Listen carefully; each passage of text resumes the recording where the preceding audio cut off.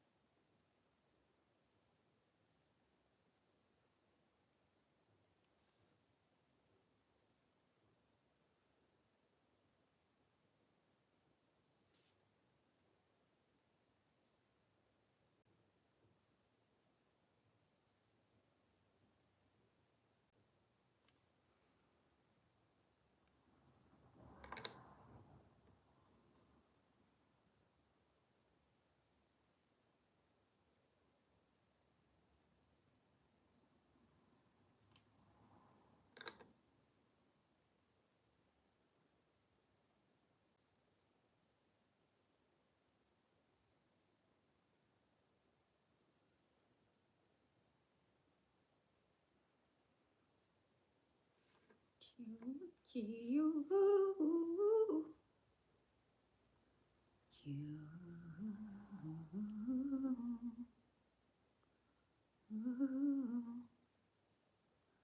Creating happiness.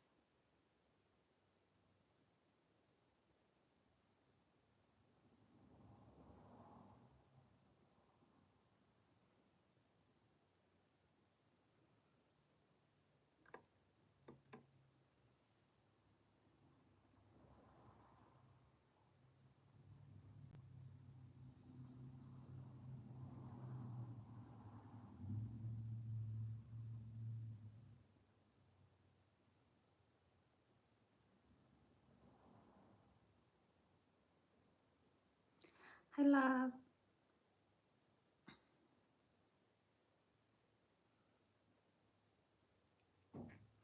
Welcome to live with Kanini.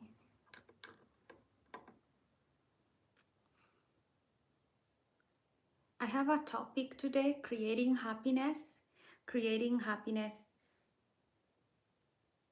in life. Oops, I messed that one up. Hi, Vanam. Hi, love. Hi, sweetheart. How are you doing today? Today I have a topic. Oopsie. My color just went over a little bit too much. Pink. I changed pink. I changed the red to pink. Yeah, welcome. So today, why is my hair like this? What's up, BXZ, be boosted? You got vaccine and you got the boosts. You also got the boost. Man, you got the boost.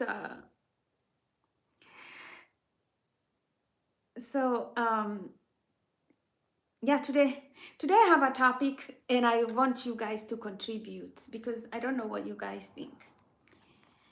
Creating happiness using our five common senses, like our sight, our touch, our what are the five common senses? Like the sight, the smell, the taste, the the touch, and what sound, listen and listening. So sight, listening, touch, smell. Why do I keep, what are the five of them? What are the five? What are the five? Everlasting Bass asks me whether I like rich men. I mean, I only need one man, so the rest I don't care about. I don't go about looking for rich people. I am rich. I am rich too. Taste. Okay, so we have taste, taste and taste and taste and smell, the olfactory, and we have we have this listening, then we have touch, and we have sight. Okay, I got him.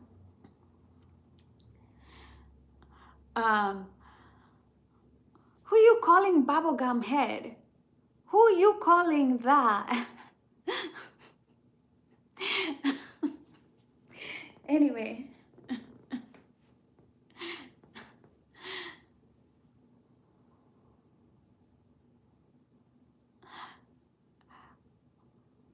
who is this person called bubblegum, called everlasting base?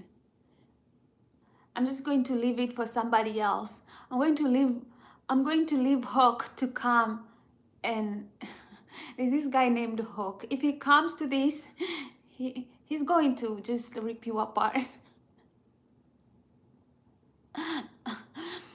Anyway, and yeah, okay, so thinking is also another sense that we have, like thinking.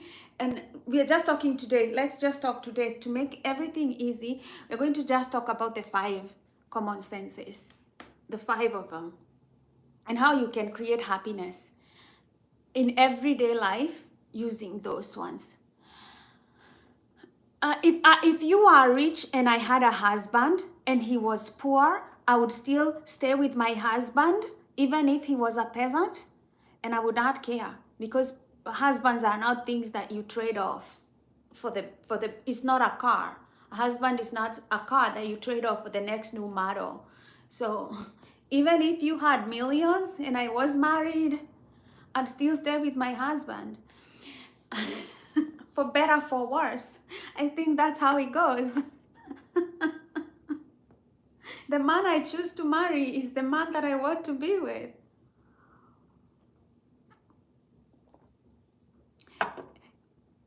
If I had a husband and he was broke and I was making excuses for him, that would be okay. Because he's my husband. I can make a billion excuses for him.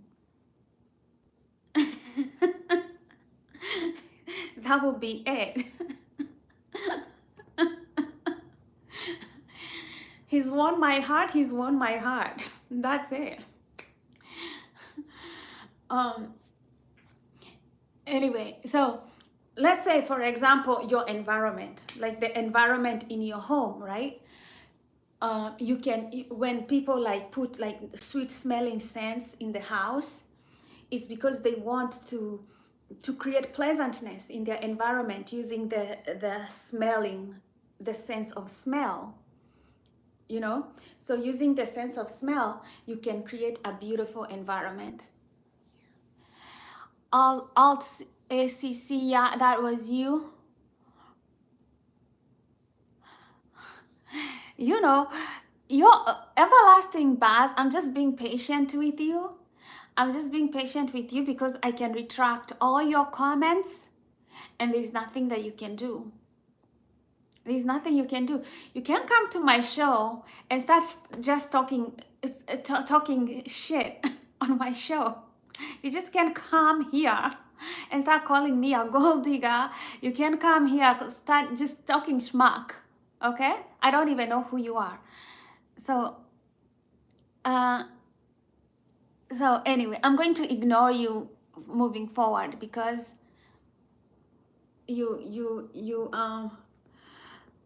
because you're annoying and irritating.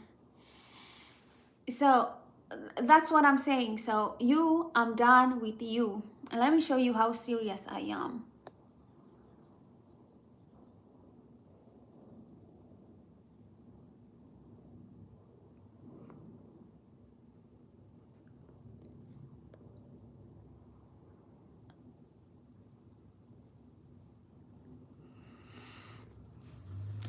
So, oh wait, I deleted my own. What are you talking about? I want this one.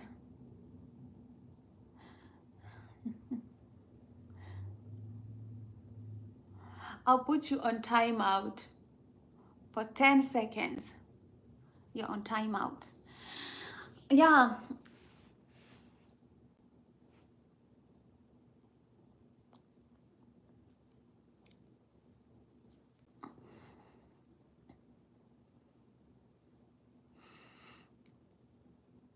I know it gets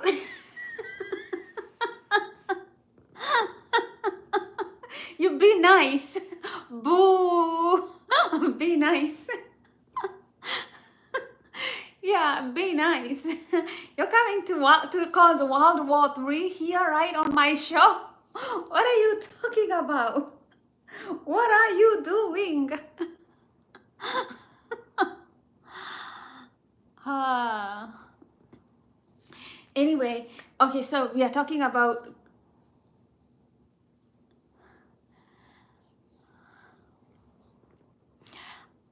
boosted. I don't speak Spanish. Yo sí, huh? What does that mean? ¿Habes Spanish? Yo, no sabes, no hablo. Uh, no habe español. Anyway, it's like okay, so one way is creating happiness around using your five senses. One way, for example, is you know creating a nice pleasant environment, clean, that you put scents that smell nice. I would say don't use a lot of things that smoke, because you don't want to inhale smoke, and smoking can cause cancer. But you do want to have even opening the windows, so that in the morning, so that the fresh cool air can come into the house. That is another pleasant way to keep the place smelling fresh and clean and nice. Not smoking in the house is a nice way to keep the air fresh and clean. And that kind of pleasantness every day can can help can help create happiness, everyday happiness. That is one way, creating like a sweet smelling nice environment. um So another way of creating a happy mind, a happy brain, and this is just by using the five senses, uh, is through kind of using affirmations. We all know like words are powerful. Our sense, talking sounds, sounds are powerful. Words that we say are powerful. They bring in thoughts. So positive affirmations are good. Using positive language is also good. Using positive affirmations, positive language, pleasantness in your words, vocabulary can also create a happy experience for you and the people around you. A lot of people, they get magnetic because they know how to use energy, and sound is energy. So they become magnetic because they know how to use energy. So when you're becoming more positive with other people, you create that aura of magnetism. And some of the things like being polite, that sound, people are very pleasant. Who are pleasant, they are easily liked by other people, and they create a more they create a great network of families, a great network of business people, friends. Just that magnetism helps them create a successful life, a more happy life, even a more happy experience in their mind, like their brain, just using positive words, being polite, being kind. That's one way we can use the sound, hearing, to create positive environment. um BS Boosted is asking if I post traumatic things on my channel. No, I don't post traumatic things. I say post traumatic bliss. That means after trauma there is growth.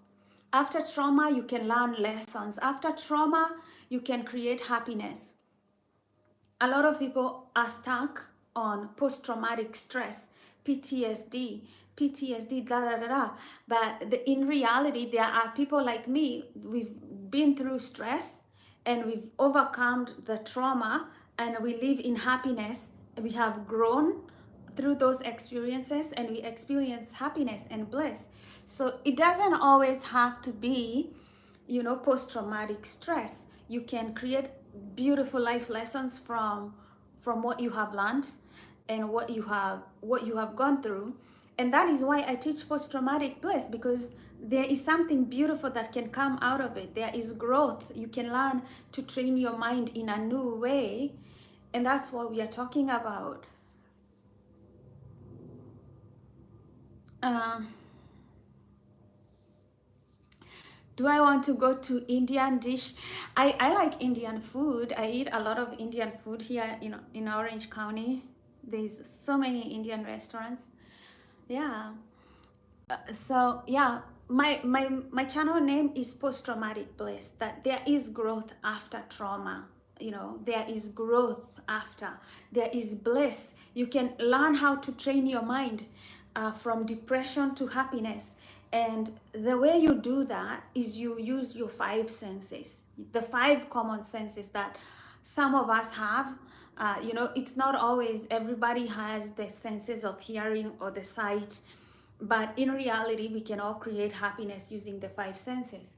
So if you use words nicely, sound, if you become pleasant and you surround yourself with people who are pleasant, you can actually create happiness in your life, because you're going to train your nervous system to be around people who are calm, people who are polite, people who are kind, people who use kind words. And that is energy that is impacting your nervous system. And you have to be intentional about it. When you're creating happiness, you have to be very intentional about it, because if you don't know how you're creating happiness, then it means that you can lose it. But if you know that you're intentional about how you're going about creating happiness, then it means that you're very, very intentional. So just think about the words, right? And let's talk about like our sense of sight. Our sense of sight, how we can use sight to even create, you know, happiness.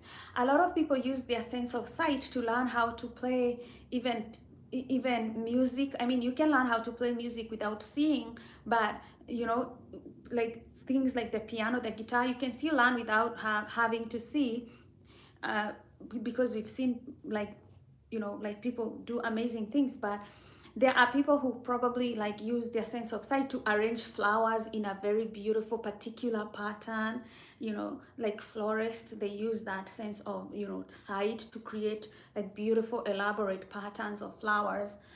And some people, they use art, they use the sense of sight to create like paintings, art, you know, things, elaborate things. And they use that to decorate even their houses, to make their surroundings look pleasant. And you know, the way you dress, the colors, the matching, uh, you know, dressing in a way that makes you feel uplifted and you want to go through life like feeling great. See, that's another way that we can use our senses to create happiness. And you continue doing those things. Another way that people create happiness, especially like governments on a government level, is, you know, by asking people to be mindful, you know, about where they're taking their trash, you know, like making sure that the environment is clean. Have you been to a neighborhood where like there is like people are not cleaning up? It's just, you know, there's like they use stuff, they throw it where, you know, just there. Or even sometimes when you're tired and you go home and you just take your clothes, you put them wherever they are, and the next day you're like, because I do this a lot, and I'm like, you know, it's just too much. And when we are coming from trauma, like a traumatic place, we tend to be untidy. For me, that I know myself, you know, I had to train my mind to be like more neat, more let me stop there. I see somebody coming. Are you a magician? Because whenever I look at you, everyone else disappears. You think I'm a magician? That I'm using like magic or something? That's funny. I'm a mental health advocate. I advocate for mental health to help people who have gone through trauma to find to be able to find joy and create happiness. And when I say that the way you overcome depression, the way you overcome trauma is to create happiness, is to create happiness. And the way you create happiness is you can use your just your normal 5 common senses to just create happiness using words like the sound. When you listen to positive music, when you listen to positive affirmations, when you decide to use your words wisely when you're making friends and being with other people, not criticizing them, being grateful, those affirmations, you see, now you're using that sound energy to create happiness. And then yeah, we know that this everybody knows that food can create a sense of happiness. In fact, when you're hungry, you kind of feel very, angry, like frustrated. But when we are hungry, we get a little bit down because we don't have energy. And then when we start eating food, we start all of a sudden feeling nice. And food actually can determine whether we are happy or not. It's just a small, it's food is a big part of our life because food is energy. It literally gives us energy. And so when you get used to eating like food that is high quality, like vegetables, fruits, natural food, and you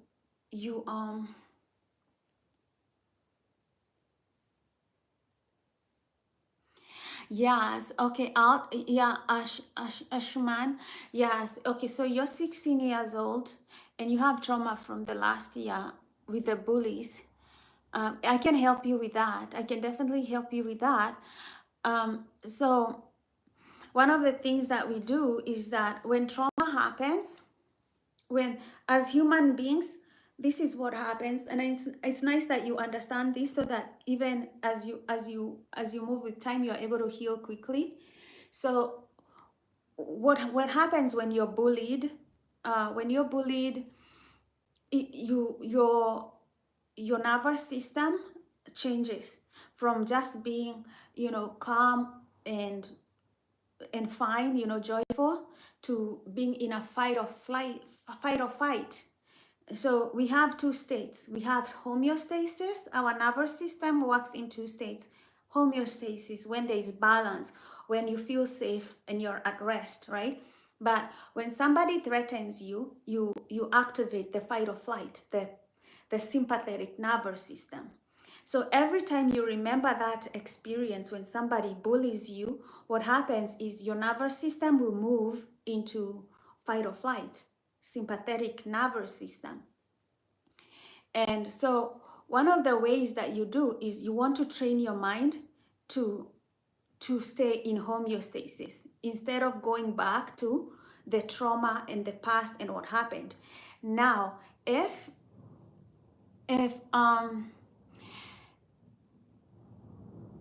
you are still remembering it, like if you find some, let's say you start working, maybe you start a new job and somebody is bullying somebody else at the job, what's going to happen to you is that you're going to be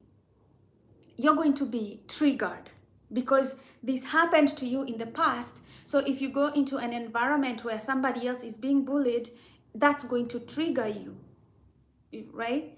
It's going to trigger you. So one of the things that we can train you, first of all, we can train you to read situations very quickly. And for me, like, I like to avoid negative environments. When you see that people, they are not mature emotionally, they are bullies, so those are the things that I teach most of my clients. Is like, choose a safe environment. Don't like, as an adult, you don't want to be around people who bully because you have other things in life you want to achieve, like your goals, your dreams. You want to live a happy, joyful life. You want to probably get married, have kids, have a business. So the thing that you can be happy is that that experience has taught you that there are people in life that are just selfish and immature, and you're going to avoid them moving forward, being very keen that you can choose different friends as an adult is one of the ways that you avoid those negative environments, right? Um, I think personally, I would love kids to be homeschooled because of that. You know, they are being like bullies in school, and other people coming from different family backgrounds, and you bring your child to a school and you want them to have a good experience, but you don't know what else is coming from other families, and it creates a toxic environment for some kids, which it shouldn't. It's not fair. So yeah, to make sure that you subscribe to this channel, and I'm going to help you. I'm going to help you. You're going to learn how the human mind works once you subscribe to this channel, and you will see that it's possible to keep shifting your mind into homeostasis. And also, if you really had a traumatic experience getting bullied, we can do NLP to distort those memories so that they are not traumatic and you're not always getting triggered. We use NLP because NLP, so here are techniques of NLP.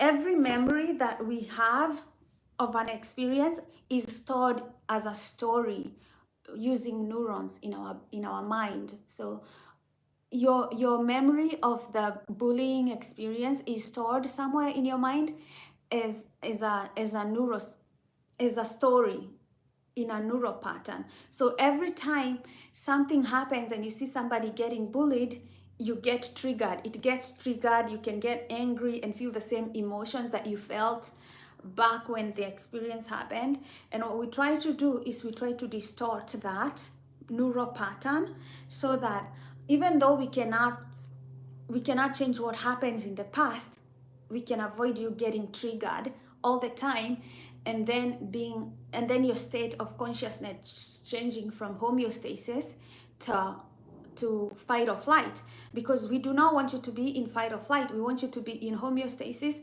where you can handle the bully in a rational, like level-headed manner, instead of going into a survival mode.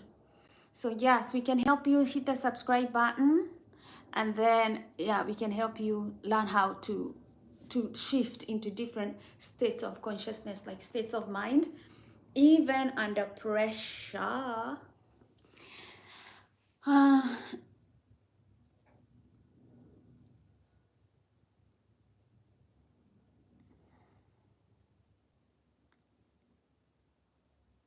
Okay, well, I mean, I don't know if you got anything from that. I'm not going to throw you a fine case. I think when you say thanks, I guess that is like you're just showing that you're not even appreciative of everything that I have actually just given you, which is free advice that you could have gotten from somebody that could have charged you thousands, hundreds of thousands of dollars. And you're like, okay, thanks, I guess. Shocking. Shocking. I'm shocked.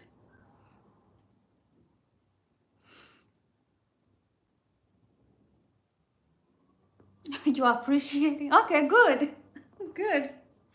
I'm glad you are. When you say thanks, I guess, it's like when somebody says, okay, thanks, I guess, it's like it's like offhanded gratitude, which I would not care for.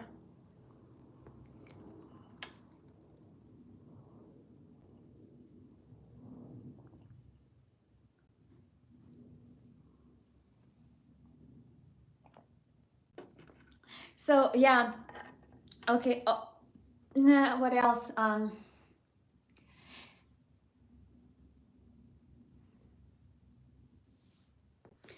26.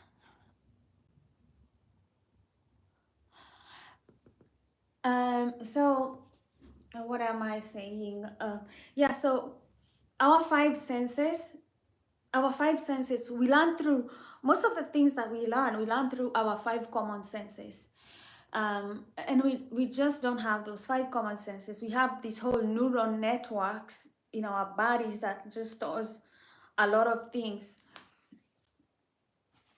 And learning to create like new neurons is actually very good. Yeah, I am older than you, so I know stuff that you don't know. I know stuff that you don't know. Oh my goodness, I look that young. You thought I was just like 21? I must look so young. That's a good, thanks for the compliment. How do 26-year-olds look then? You think we look old? Man.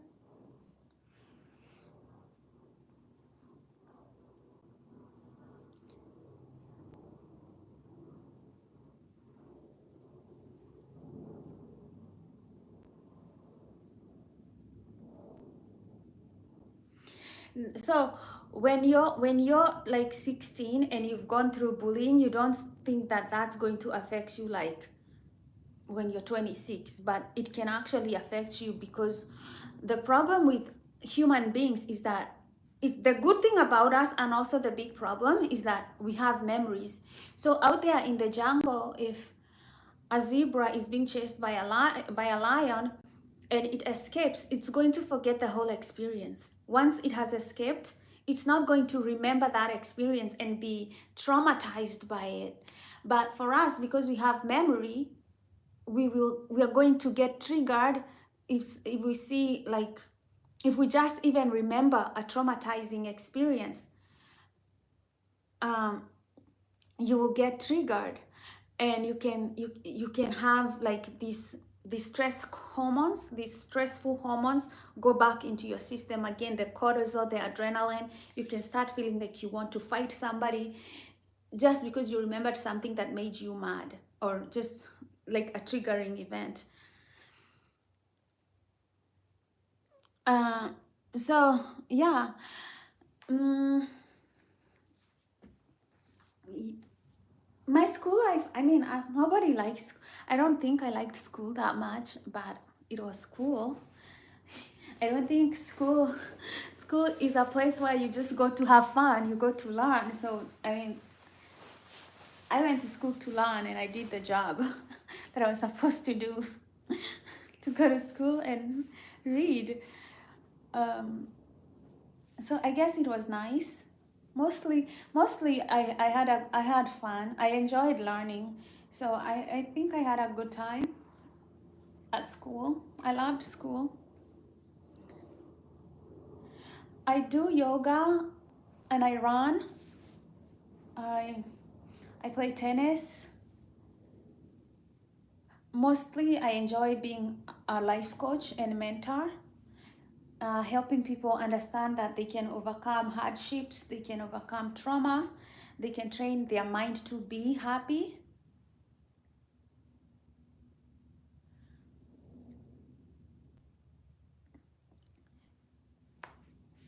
Yeah, I do yoga a lot. I keep fit.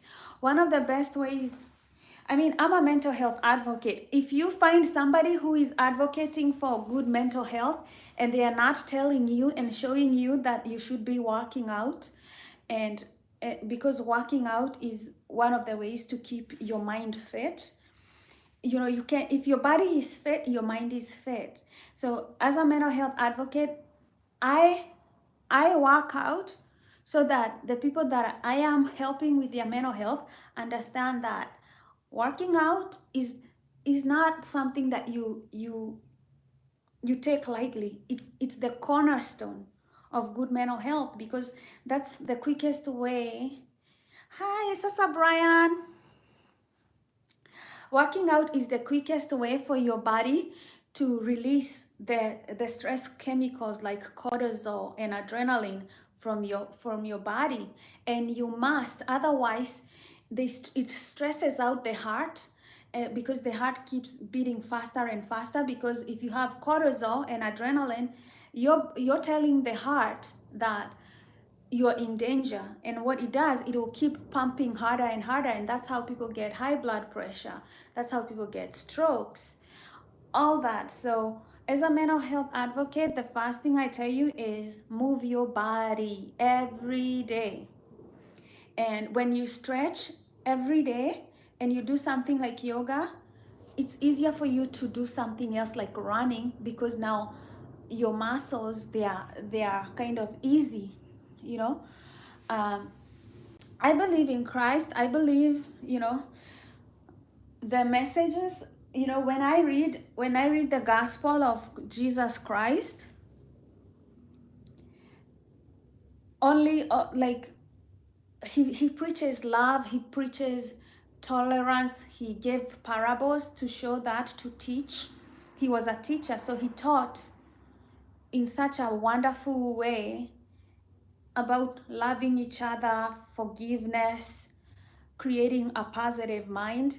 When it comes to human beings, the only way we win through life is by creating a positive psychology.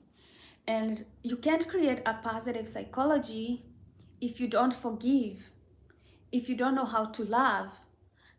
You cannot create a positive psychology if those things are not something that you practice. You train your heart just the same way you train your body to be strong. You have to train your heart to love, to be tolerant, to be forgiving. And when you create such a mind where you're able to be forgiving and loving, you also create happy hormones in your bloodstream, and you keep healthy. And that's how we create a positive mental health. So meditating on useful teachings of Jesus Christ, I believe, is a good way to achieve mental health. So I am biased because there are other religions, but I don't, I was raised with the Christian religion. So I think other religions also teach good values like forgiveness, like love, patience, kindness. I can't see how they wouldn't. But if they didn't, then I would not advise that anybody follows those religions, because towards a positive mindset, towards a positive psychology, you have to be led by emotions like love, patience, forgiveness, joy, happiness, bliss. Those are the emotions that we want when we want to create a positive psychology and a positive, thriving mindset. And you do that. Again, this lesson, you can learn to do that just by using your 5 common senses, right? By being kind with your words, with your actions, what you do, how you present yourself to the world. Just, it's easy, right? It's easy, but we still have to learn how to do it. We still have to learn to do it. What I have learned over the years, I am not married. I don't have a boyfriend. I'm not looking for one right now.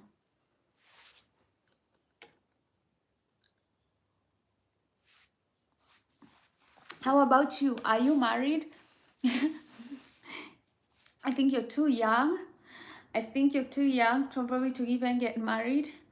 At this age, I think you should be just teaching yourself how to be a person somebody would want to marry.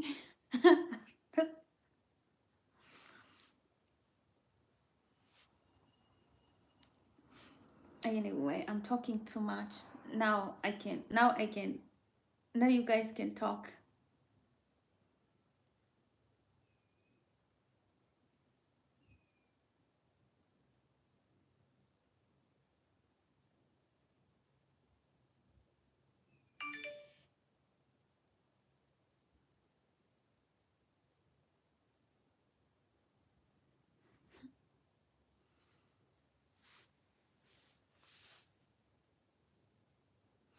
Are you going to be a bachelor or something? I can't be a bachelor. I'm a woman with someone I don't know if I'm ready for marriage. If I meet they're nice, if I meet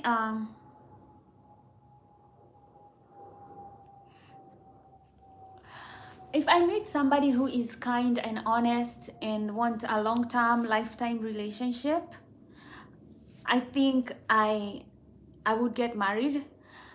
I know for sure I want to be in a lifelong relationship. I don't want temporary relationships because everything I have read about mental health goes to tell me that people who do better mentally and people who are happier, they stay in long-term relationships. And if you want to have kids especially, you want to be in a lifetime relationship. um, so actually this morning I was reading about this guy. His name is Tyrese, and he says that he got married to this woman who just wanted him for money. And after a few years of marriage, they got divorced, and then she took like half of his money. And he was saying that people don't understand men too, they get taken advantage of. My goal for men is if you don't want a woman to take advantage of you, then look for something more than just beauty. Look, if you want to get married and have and enjoy the happiness that comes from being in a long-term relationship, because long-term relationships are more beneficial than short-term relationships. So if you want the benefit of being in a long-term relationship, then you have to look for qualities in a person that would help you stay in a long-term relationship. The thing is, with most men, they are blinded by beauty. If they see a beautiful woman, they will not question her character. They will just want to get to that woman and marry her. They will be so grateful that they found somebody who is attractive. But that's what happens after 3 or 4 years. That woman wants to get divorced and she wants half of your money, everything. And the government will give it to her. And I'm like, if you want something, if you want a long-term relationship, don't go for short-term things. Like, beauty is fading. Beauty fades. And, the leopard will not change its spots. So when I'm looking for a relationship, I'm looking for other things, other than outside appearance. But I find that a lot of men, they just want to flash how much money they have. And I'm like, I don't care how much money you have. What if you just like not a generous and kind person? It doesn't matter to me. I'd have a bad experience every day I wake up. After some point, like, there's a stage in life you reach and you're like, you have the maturity to realize money is not everything.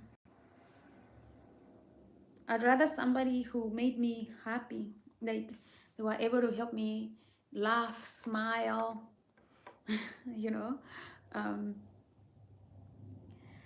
I believe I can make money. I have all the makings of somebody who can make a lot of money, and I'm not broke. So to just go out looking for a guy for money, it's kind of ridiculous.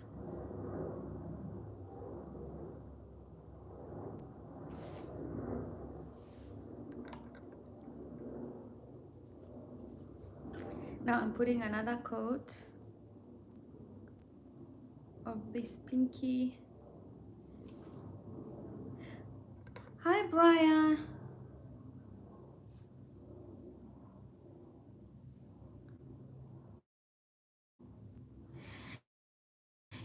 If I was a guy, if I was a man, I would not put premium on beauty. Like, I would not put premium on beauty, but you know what I would put premium on somebody who is very curious in life. People who are curious, just because of curiosity, they tend to be sharp. For example, you may not, I don't think I was born like you know, naturally like very like, oh my goodness, very good looking, right? But as I grew older, because I was naturally curious, I learned that I can be more beautiful if I work out, if I do yoga, if I run, if I stay healthy, you know. And that's, those things add up. They end up adding up, you know. I learned that, oh, you can become more attractive just by drinking more water. You know, your skin will look better. You know, um, and such kinds of things, you know. Like, what if you get somebody who is extremely beautiful, but they don't know how to maintain that beauty? So they don't work out, they don't take care of their skin. So, you know, 10 years later, yes, you married this beautiful woman, but she has not kept up because she's probably even lazy. She doesn't like to go sweat or run or do things. Sometimes it's just like, somebody is the way people think is the most beautiful part of them, you know, is the most beautiful part of them. A lot of guys, a lot of women are so hung up on how tall a guy is.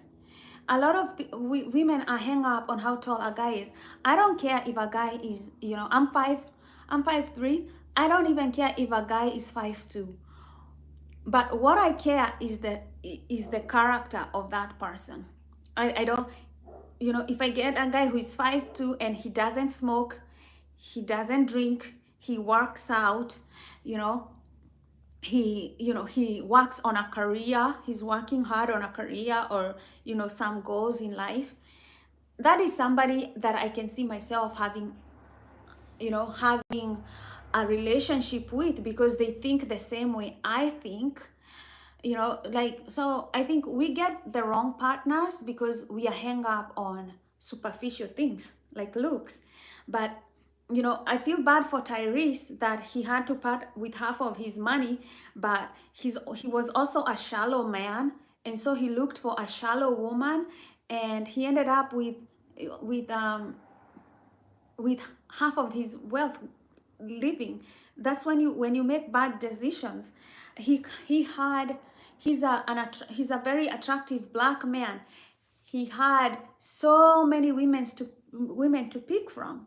Why did he end up with a gold digger whose job was it to warn him, you know? So, you know, like, now he can complain about other women, about all this, about all that, but I'm like, dude, at the end of the day, you chose that woman, you know. Like, you can play victim all you want, but you chose that woman.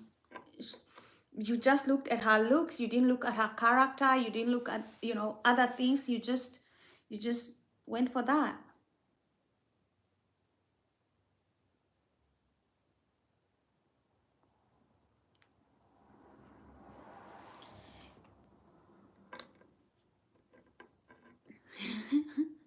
So let me know what you think about that. Let me know what your thoughts are about that. You know, um, like, most men would get the woman they want. Most men, they would get the woman they want, but guess what? Why they're not getting the woman they want? They're hung up on the look. They're hung up on the look. You know, and it's not, they say, oh, they're not so good women. There are women out there. You're not giving the women a chance because you're just looking for a particular look, you know, and you're not looking for character or anything, nothing, you know. um so the good girls, they end up finishing last. But guess what? They will finish. They get to finish because the bad girls don't finish ever. They never finish ever.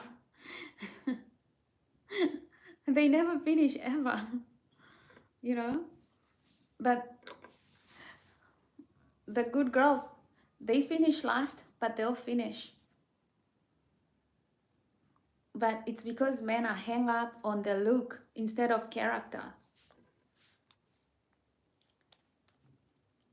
So you don't drink, you don't smoke, you work out, you know. That's good. And you, do you have a job? Do you work?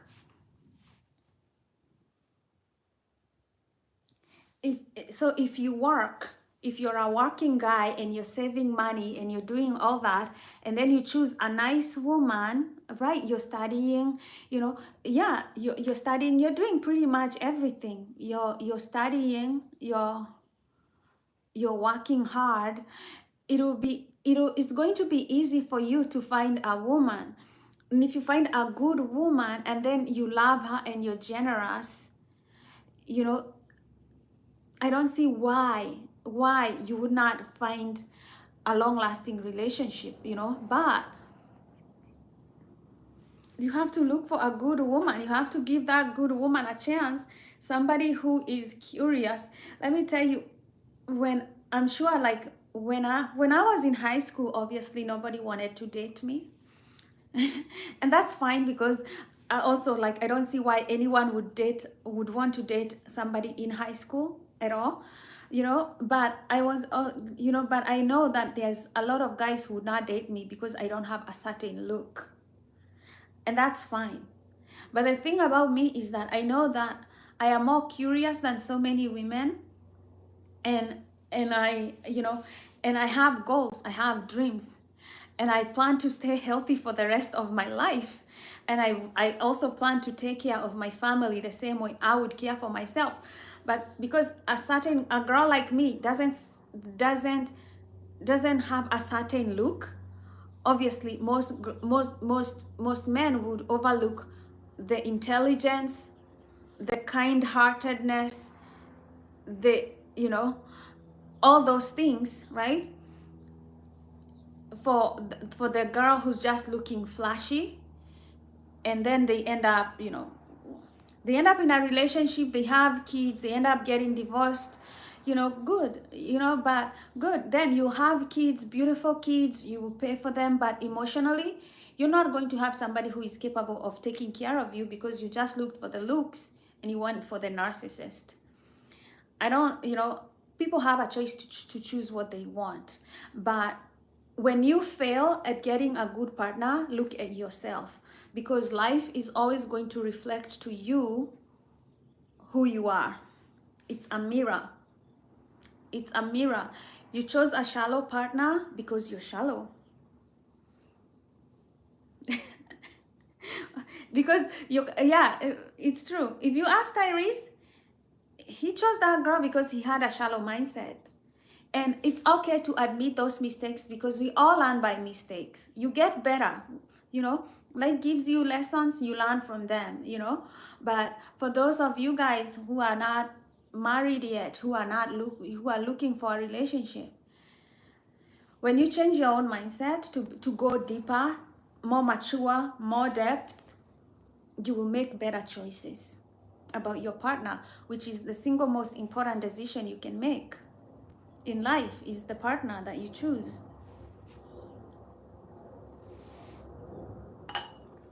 No, I did not have long nails in high school.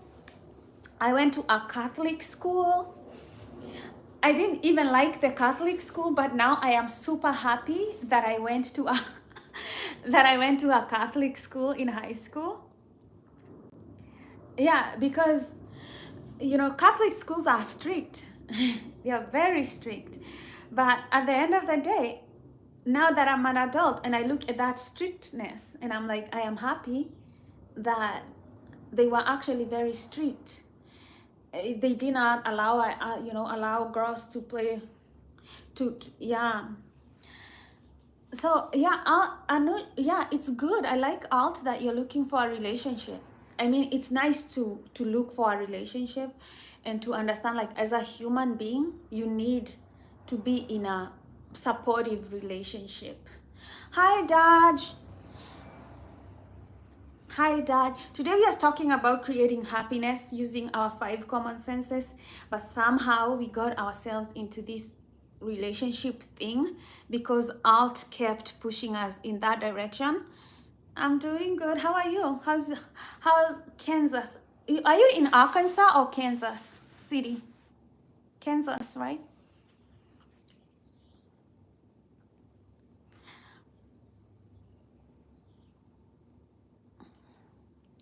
I'm doing good. USA, USA, USA. If you want to teach people here, unaendeleaje? Teach. If you want to teach people here Kiswahili, make sure you're translating also in English. Unaendeleaje? I'm doing well. Arkansas, yeah. Oh, okay. Gotcha. So Dodge City is also, no, okay. So it's the same, Kansas and Arkansas. Is it the same? I don't know. I'm not from here. Oh, okay. So you grew up in Kansas. Okay, gotcha.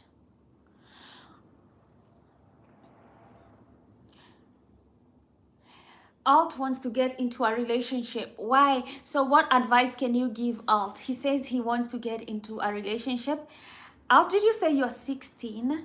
I'm sorry, and maybe you don't want that revealed. But when you're looking for a relationship, it's good that people know what age you are in your life. So you're getting to that age where you're going into a young adult where you can get into a relationship. If you're 16, I'd say just stick to your age. Girls at 16 are very immature, as you are, probably. So, I mean, good luck. Just don't have any kids. Just don't have any kids.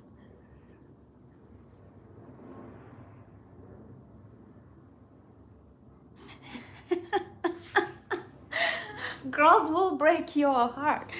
Look for a good girl. Don't just look for the looks. You know, just don't go for the looks.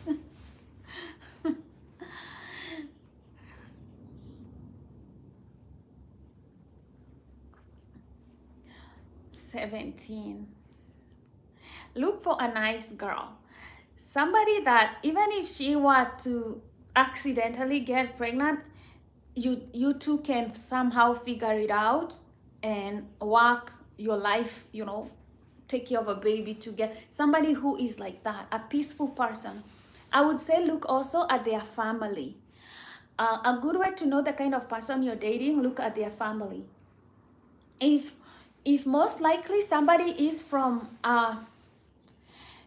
if uh, if somebody is from a broken family, and I'm sorry to say this, if somebody comes from a place where their family has gone through divorce, it means that that person did not have very good role models showing them how it is to live in a relationship where people make sacrifices, where people are generous, where people are kind, you know, because it tells you the situation was so bad that they had to break, the parents had to break. So most likely a girl like that does not know how to be in a relationship.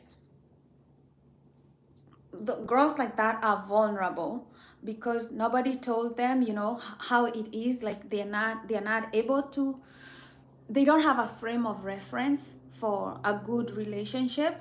So I'd say also look at the family that they're coming from. If you come from a stable relationship and you fall in love with a girl who doesn't come from a stable relationship, just know that you have to do a lot of work, kind of trying to show them a different way of how life works, because both of you have been brought up like very differently. Yeah, I just painted my nails pink. I wanted to paint them black, but then I decided. What do you mean? Like, what kind of change happened? Like people who got divorced and changed, like in what way?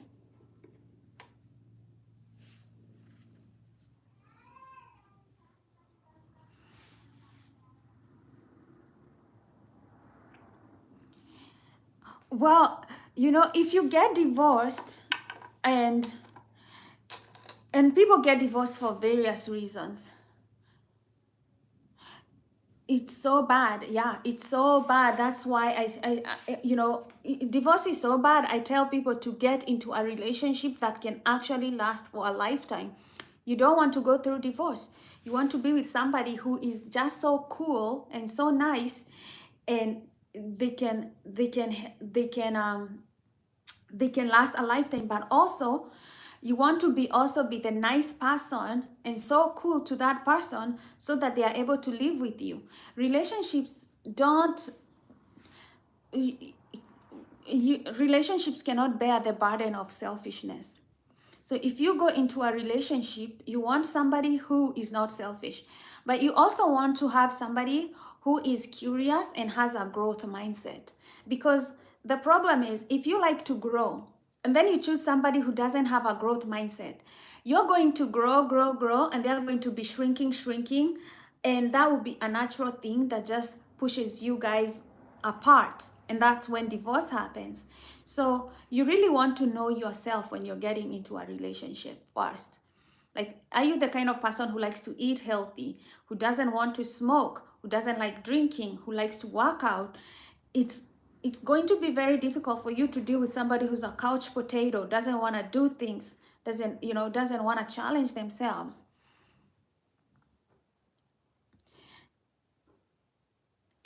Exactly. If Yeah, and a lot of people can get divorced and then learn like, oh shoot, I was selfish. Like I had a boss and he had married this woman from from the Philippines. Beautiful girl. But at his age, he was very immature and very selfish. But when he got divorced and he started looking back, and he realized that he was selfish, that in his relationship, this woman had to divorce him because of his selfish nature. Now if you know you're selfish and you decide, okay, I'll start learning how to be generous. Because especially for a guy, if you're not generous, I don't know how you're going to keep a wife or a girlfriend, you know. So because girlfriends, women, they require money, so um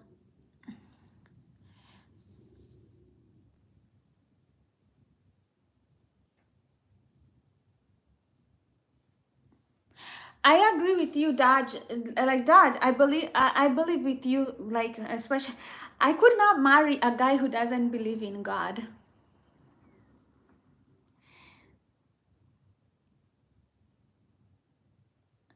Um, I could not marry a guy who did not believe in God, because I don't know where their sense of humility would come from.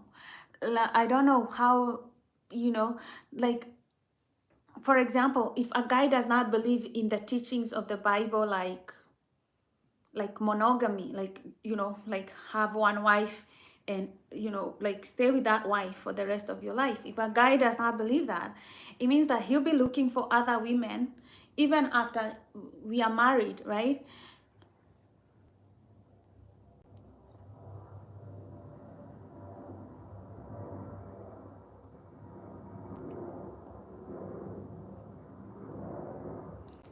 Alt Alt is wondering, what do you mean that Dad City Kid is up to trend?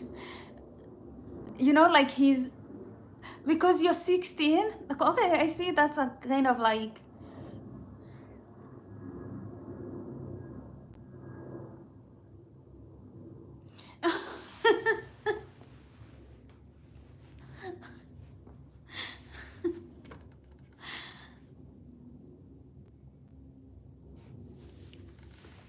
See, this is what I mean. Like, some people are naturally curious in life, and some people are not.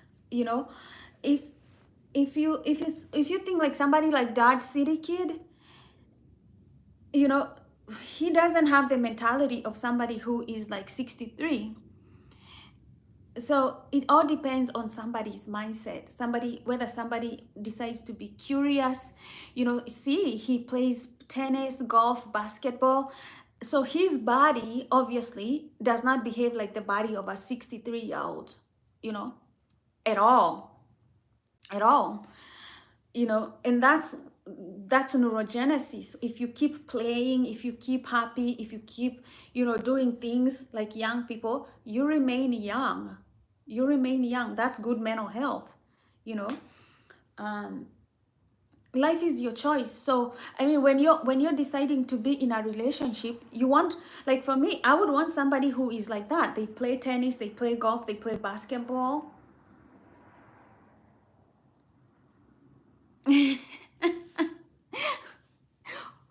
Are we related?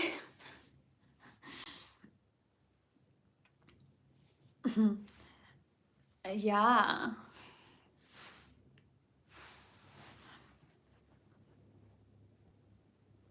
Yeah, it's like that though. Life is like that. So I don't know. We were just talking about creating happiness, like with your, like with our five senses, um, auditory, olfactory, kinetically, kinetically, how we move can create like happy hormones in our body.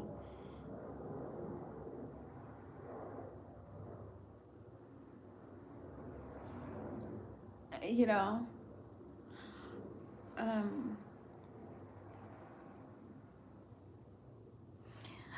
once you hit a certain age, everything that we are saying here about mental health is going to actually, it's going to be so,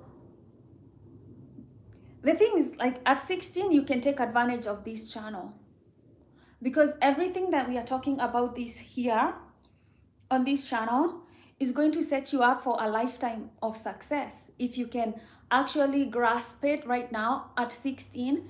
For example, what we are talking about like Dodge, he walks out and he has made it a lifetime practice.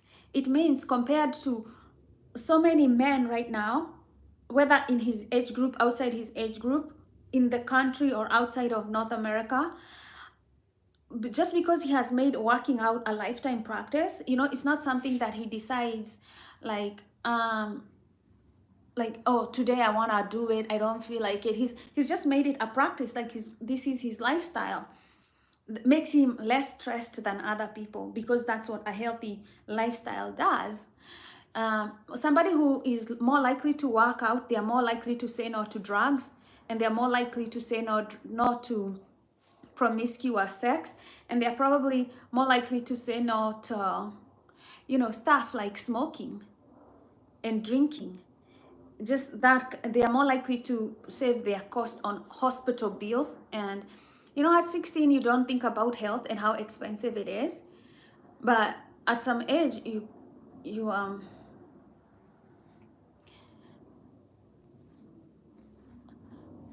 yeah, yeah, you can call me Kanini.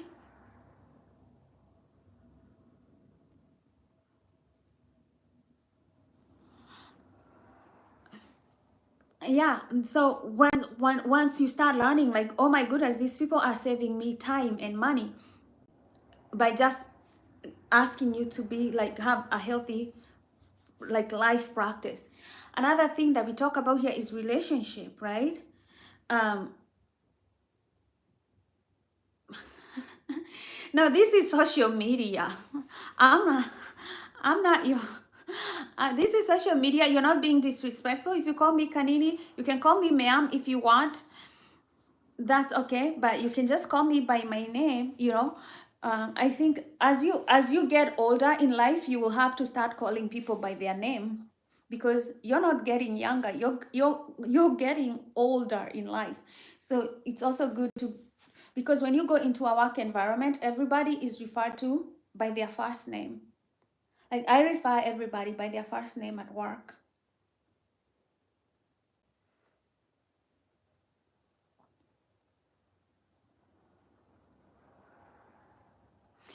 Yes, I can tell that too.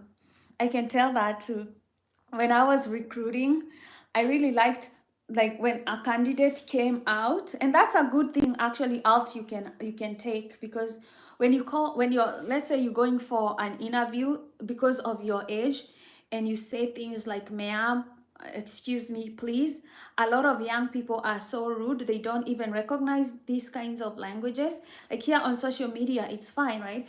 But if you're on the phone and you're like, excuse me, ma'am, yes, ma'am, stuff like that just puts people's guard down, because you're already starting with respect. And when you start with respect, like, people are more likely to listen to you. People are more likely to be kind and polite, and kind of pay attention to you, because you already put off their guard down, because you're being respectful. You're starting with respect. So using those words like ma'am, excuse me, please, don't stop. Don't stop. It's going to help you, especially get your first jobs, get your life together, especially when you're starting out, like work here in America. Always know that the people at the top, if you go into an organization, they've already been there, they're making money, and you're the one coming in. So you start with respect, you work hard, you suck up in the first years of work. You just gotta suck up and do it, because guess what, they're the ones with the cake. you know and they've been there.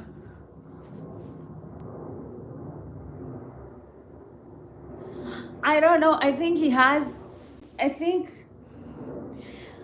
he probably wrote that one comment and he keeps publishing it over and over and over. Or he has a fetish for nails, something weird about it.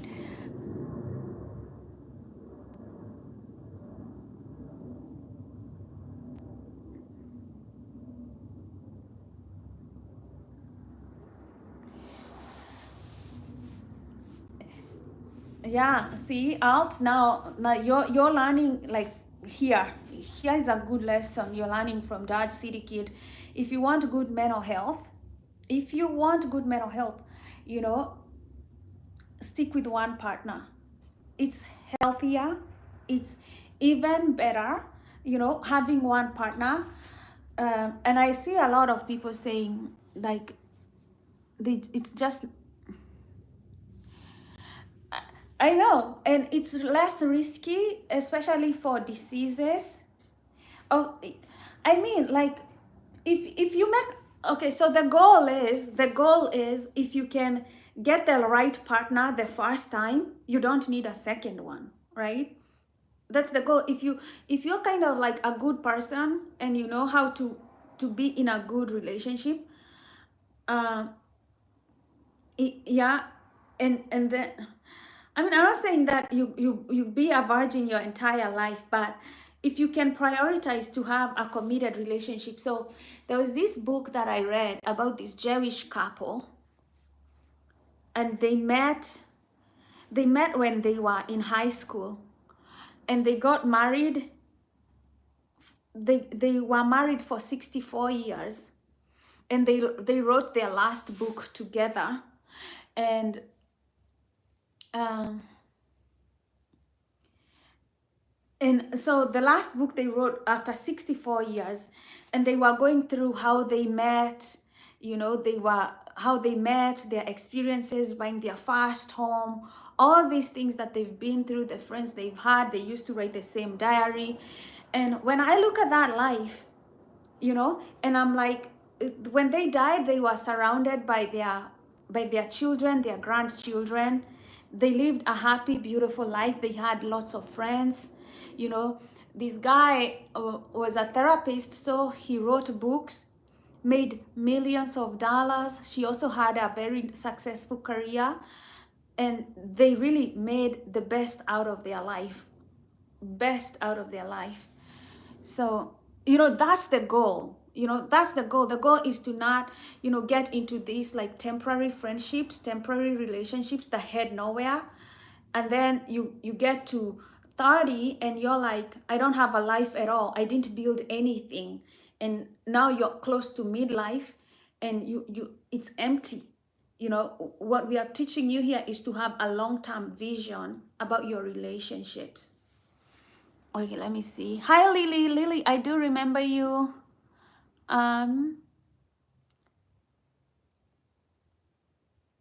Dodge says, as kind as you are, I'm sure you will make a good boyfriend or husband to any girl. I can tell you would. You have the potential. You have the potential, you know. I would say, you know, also I could invest, if I were you, Alt, I would invest money and time into getting like relationship coaching, because if you get to a good relationship coach, right, they will tell you things in a more deeper level about relationship. They will zero in on relationships and how you can, you know, you can pick the right partner, how to do it. For example, one of the best books that you can read about relationship is this book called The Attachment Theory. If you read this book, Attachment Theory, make sure you're paying attention to this one. It's written by, it's the best book and it's the best theory on love. You know, it's written by a doctor and they've done intense research. This book tells you how you bond with other people. And it will teach you how other people bond, like different attachment styles. And then you will know the right attachment style for you, so that you're able to know what kind of a partner would make a good fit for you, what you need, and the kind of a partner who's able to provide those needs. Because there are attachment styles that actually don't work together, you know. So you need to know your attachment style, and having somebody who understands attachment styles, teach you about relationships, coach you, it'll probably save you a lot of money, a lot of time, a lot of angst in relationships. And I think for you, I'd say start there. Get this book on Amazon. It's probably you're going to spend what, like $20. Read this book. Boom. It's written, it's easy. Boom. And then get a relationship coach if you really want to maximize, you know, the ease of being in a relationship and getting the best of relationships. Get somebody like a nice guy who has a doctorate, or, you know, somebody who reads books to coach you into like finding the right partner, just so that you know, like, you're not just starting in this messy pool.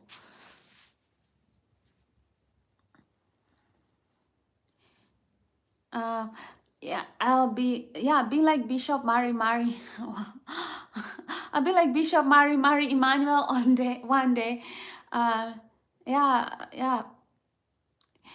If you put your priorities in order when you're 16, and you start making smarter decisions, not just like a 16-year-old, you're going to just boom, like skyrocket your potential.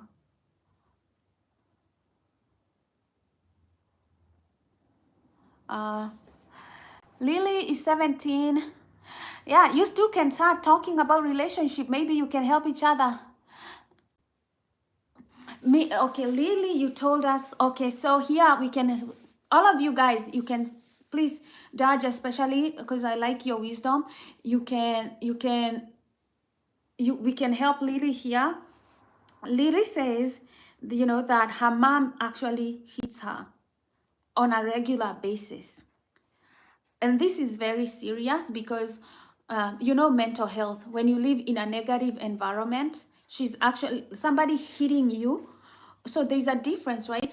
When somebody gives you a hug and they're soothing and comforting to your nervous system, they're soothing you into a calm state of mind. And when somebody is hitting you, they're definitely knocking you out of homeostasis, out of balance, and putting your entire nervous system in a survival mode.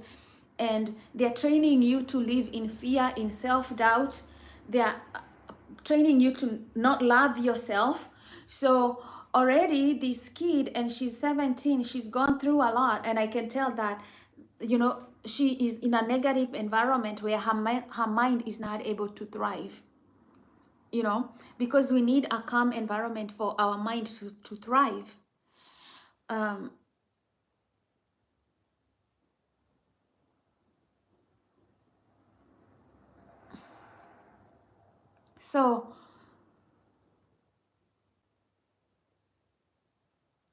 So anyway, guys, I want us to contribute here because this is huge for Lily. She needs support. She's only 17, right? And she lives with a physically abusive mom. Um, so really, my question to you is, where is your dad? Can you tell us a little bit about your situation? Like, where is your dad? Where is your father? Do you have any aunties? Do you have any uncles? Do you have, you know, because you're 17, I guess that you could possibly move to a different environment that is more supportive. Is there an auntie that you can call? Because if your mother has sisters, you can and they are better than her. They are more stable, like mentally than her. You can possibly call them and explain your situation, and let them stay with you for a little bit while you go to school. Oh, she left the stream. Okay. Okay. Yeah, she did that the last time, and then she left the stream. So yeah, that's very sad. Okay.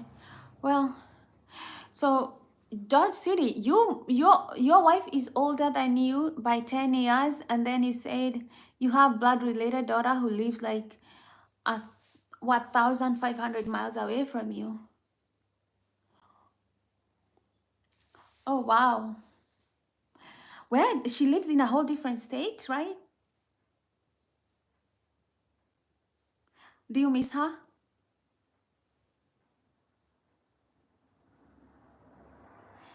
So was she from your previous marriage? Washington, and you're in Arkansas. That's pretty far. Do you see each other like Christmas or no? What's your relationship like with your daughter?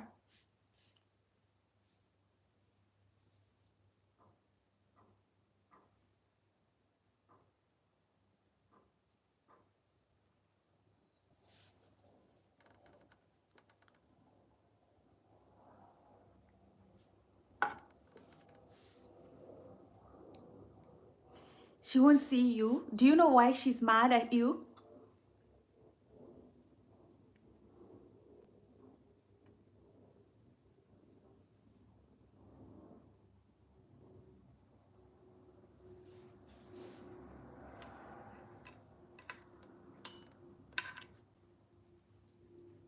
It seems like you have a relationship you need to heal, or you could heal it if she's ready to want to heal it.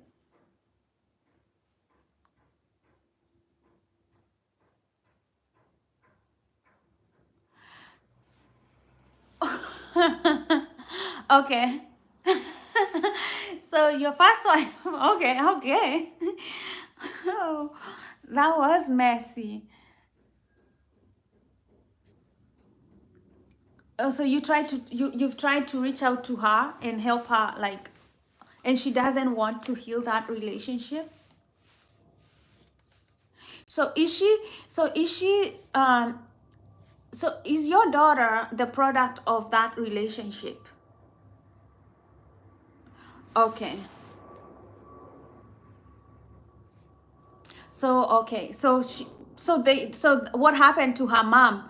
You are still married, and then you got pregnant with her mom. With you and her mom, you got pregnant, and then you got divorced to your wife.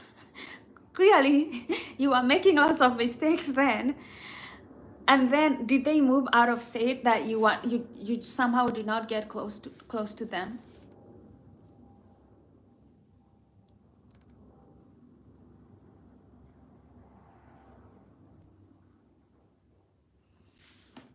Your first wife, also you and your wife got divorced. You and your wife got divorced, and then you and her best friend got together, and you had your daughter.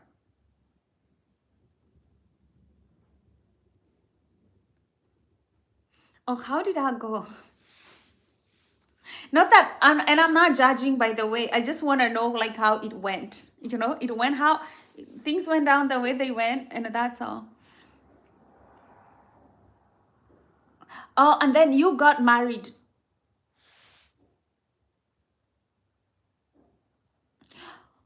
Okay, so you got divorced, then you married her bestie, and then and then you got your daughter.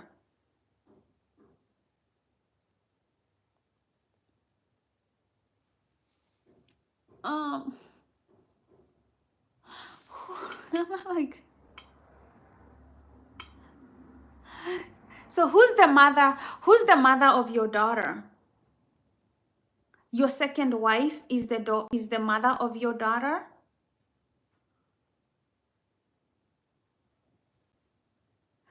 I know. Well, so who's the mother of your daughter? Your first wife? So you never got married to her best friend.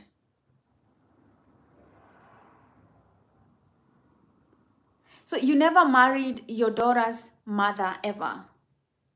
She's not the woman you ended up with.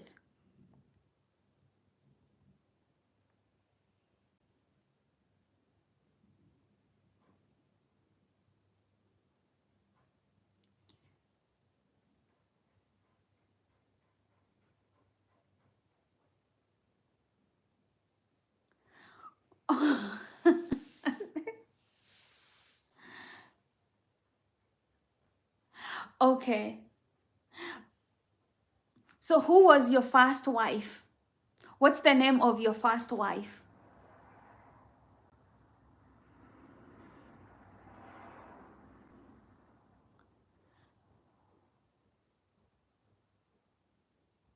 Oh, so you got married to Kelly. Okay. Okay, now I think it makes sense. So,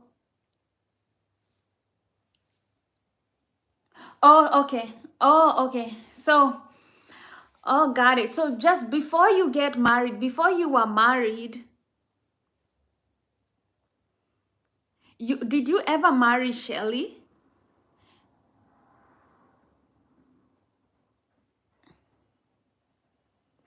Okay. Are they still best friends? Are they still best friends today?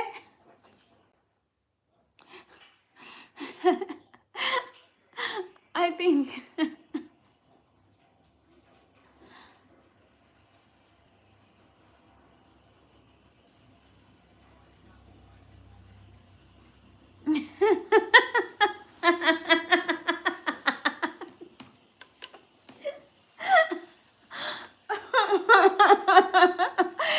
It is messy. It is kind of messy. So, okay, out of curiosity, what did you like more about Kelly than Shelly? You know, because you started off with Shelly, right? You started off with Shelly, but then you had a baby with Shelly, and then you married her best friend instead. So I mean, what? And then you divorced her, and then you got married to the woman that you are with. So this is interesting. Okay, so what did you like more about Kelly than Shelly? Like, why did you go like, okay, let me let me stick with this girl? Okay, one second. Let me go put my tea in the microwave and close the door. I'll be right back. Just type here. I'll be here.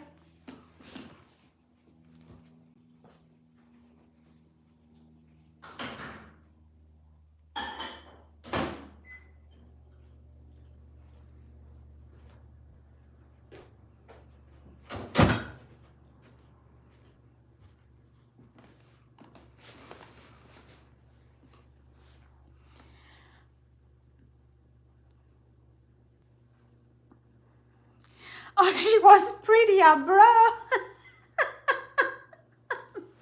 I told you, men go for the looks instead of going for substance. You know?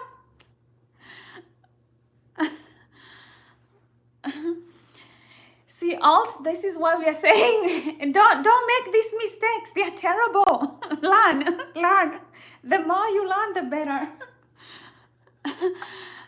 Yeah, men go for looks all the time. Men go for looks. She probably wasn't a keeper the first time she kind of like went for you and you were her best friend's boyfriend. You know, it's like,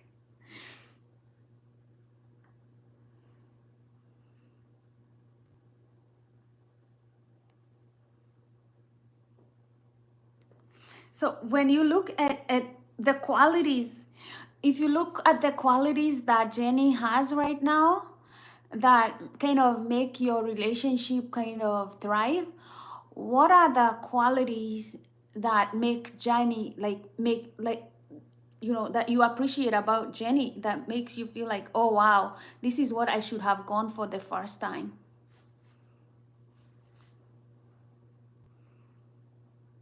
Let me grab my tea.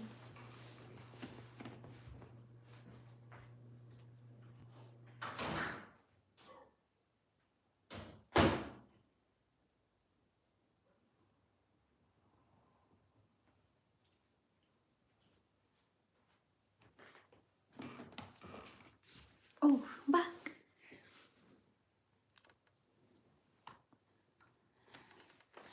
So Dad, like what are the qualities of Jenny that you liked?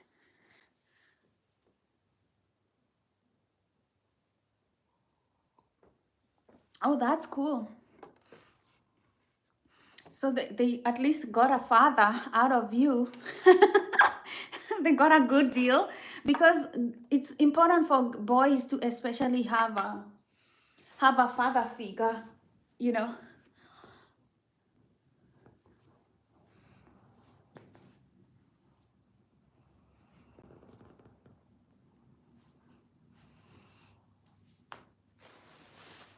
So Alt, now you see you're writing your story.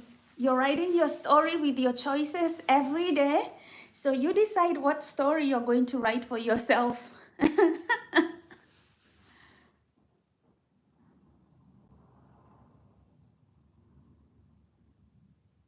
You see, exactly. Yeah, see, like having a gentle heart, having you know, a good moral standing with God, you know, kind of not living a pretentious life, being real. Those are the qualities that will make relationships better. Not not don't go for the looks. Alt. Don't go for the looks. You see what kind of qualities that he looked for and the qualities that make a lasting relationship. Look for a wise woman who has a gentle spirit, tender-hearted. Don't go for looks. You know, any woman can be pretty with money. Any woman, if you're making money, which obviously you're going to, you know, duh, everybody, yeah, and exactly, and she does, and you, but don't look for the looks, because if somebody with money, they can go to the gym, they can take care of their body, they can exercise, they can eat healthy, they'll look great. You know, they'll look great at the end of it, you know, if they are taking, if they have the, if they're smart enough. But there are things that you can't train somebody, like being kind-hearted, being generous, being loving, being caring. You want to look, you don't want to miss those qualities, because if you miss those, you're cooked. you you're cooked. Look for somebody who's God-fearing, and it's God-fearing, somebody with a moral standing, you know.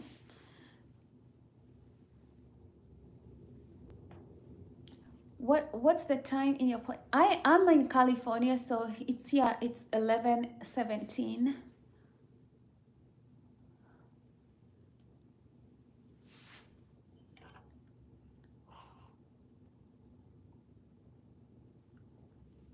So Dodge, let me ask you, what kind of a family did Jenny come from? And what kind of a family did you come from? So when you look at both of you, the kind of background that you have, what do you think is in Jenny's background that made her have like like a kind heart, like a gentle spirit. And I know religion, being a Christian, that's one of the things that you've said. You know, what kind of a family did she come from? Did she come from a more stable family than you?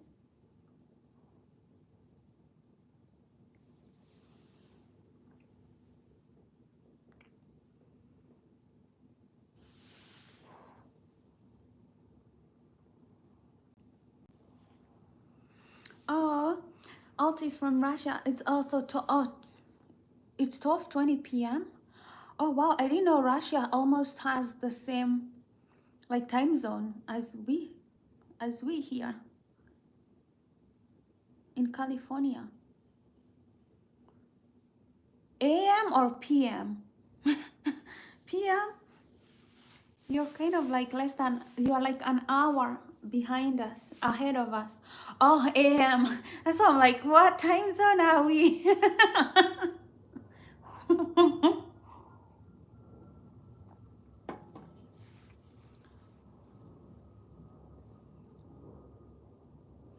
Mm. Yeah, but Dad, you did not believe the gospel. You were a rebel. You were a rebel. You did not believe the truth of the gospel. Isn't that something? We always think we know better until it's like, dang, there is no other way. It's a narrow straight. It's the narrow and straight that wins the race.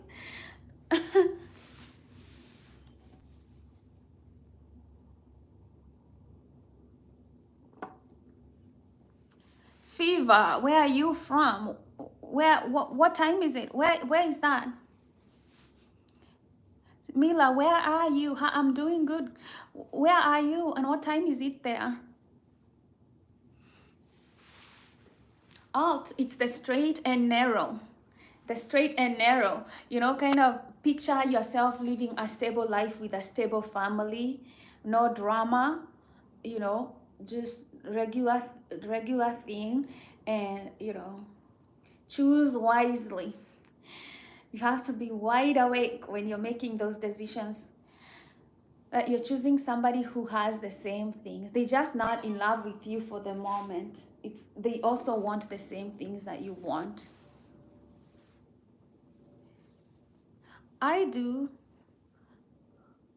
I know Jesus. I trust the gospel.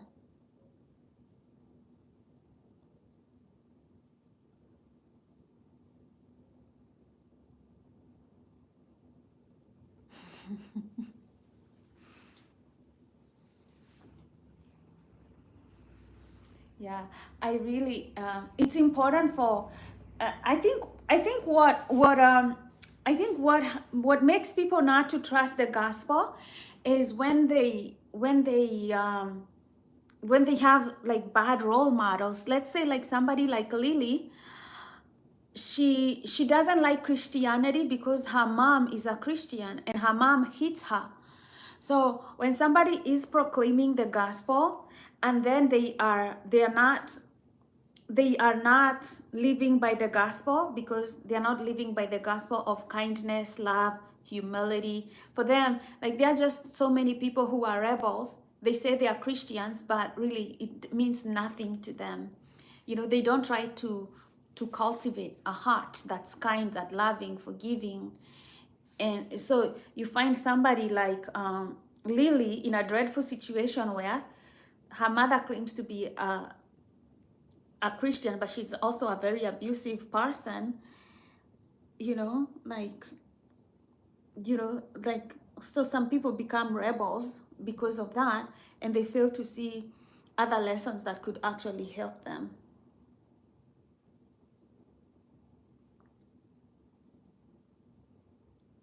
Eswar, yeah, here I am. I'm a mental health coach. I am a mental health coach. That's why I'm doing this job right here. Coaching an entire generation with the help of Dodge City Kid. Love and I appreciate you. Because, you know, you find young people like Alt right here, and the big difference that you can make in the life of somebody like Alt, because he's 16, he has his life ahead of him, right?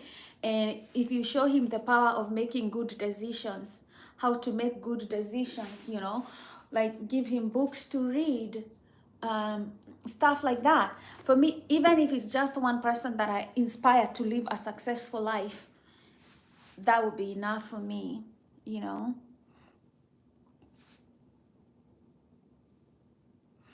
Listen, may the words of my mouth and the meditation of my heart be acceptable to thy sight, O Lord, my rock and my redeemer. Amen.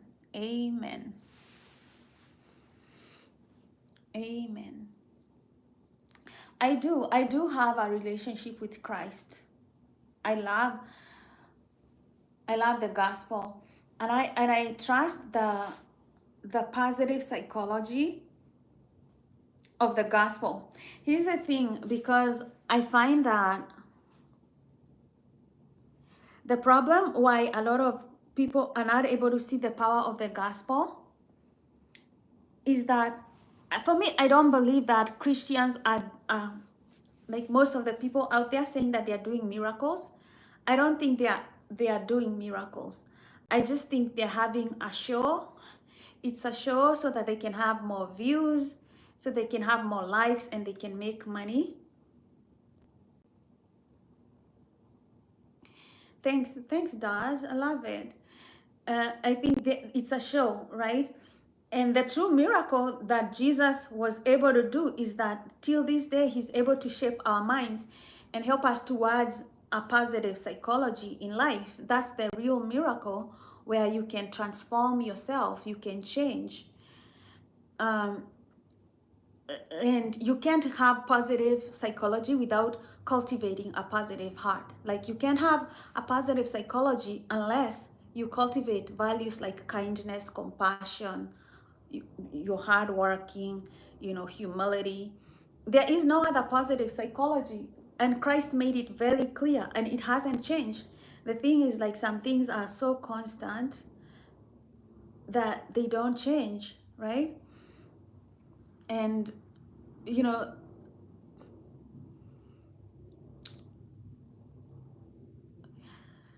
yeah, so a lot of, like, I have had, like, those people say, like, the pastors that they try to predict somebody's future, or they're like, oh, they come and tell you things. It's kind of like those people who read tarot cards, and they're trying to say, oh, I can see your future, you're going to do this, to do that, to do.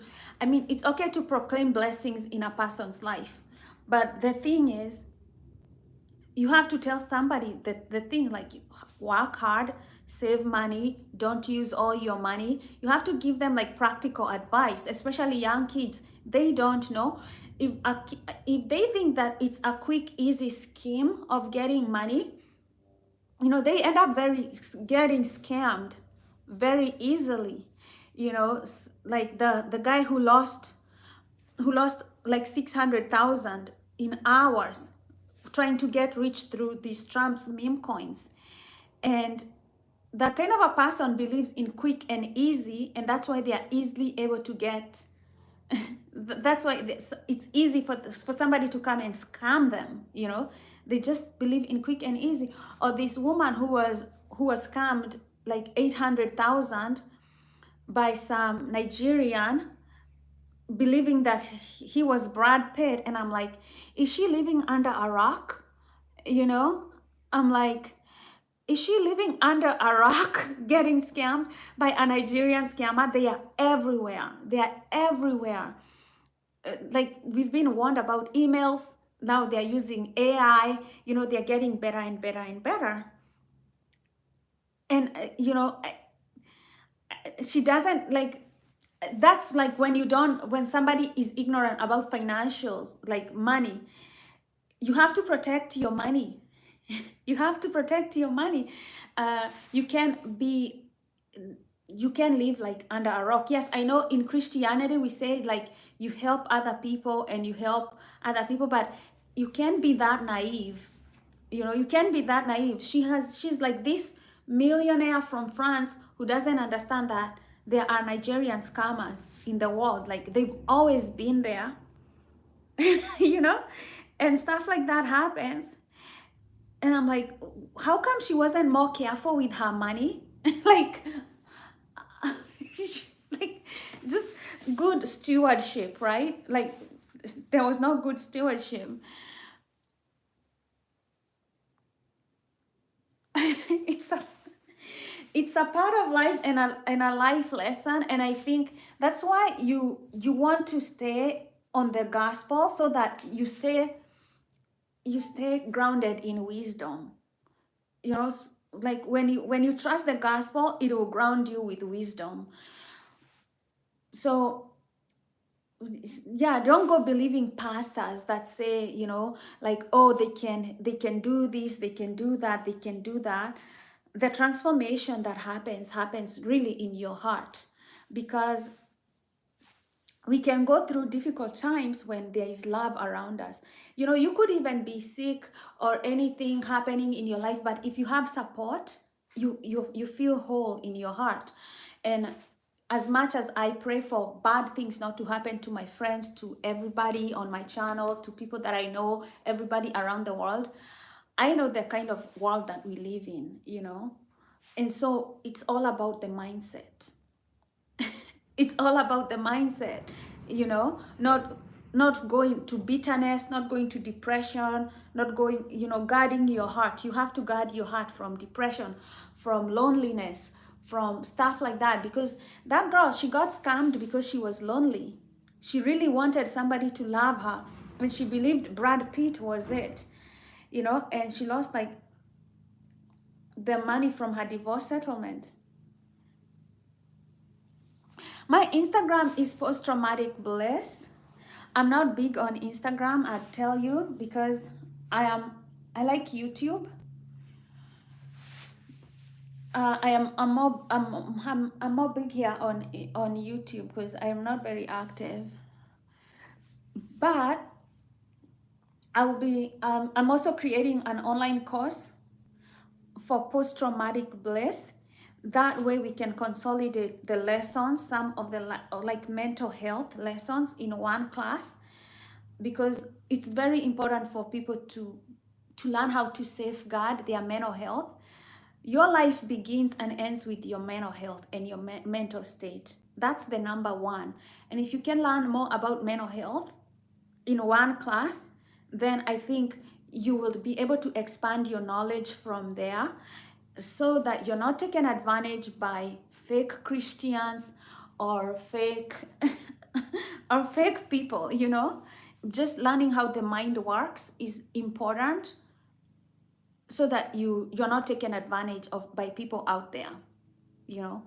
So I'm finishing that class on teachable.com. I'll let you guys know when it's ready. Oh, love Eswar, sending you some love, because you're sending me some love. Yeah, big hugs. Scamming, Brian saying scamming is an all-time high. Yeah, people will get scammed. And I think with AI, I mean, that lady, she did not know that there was AI.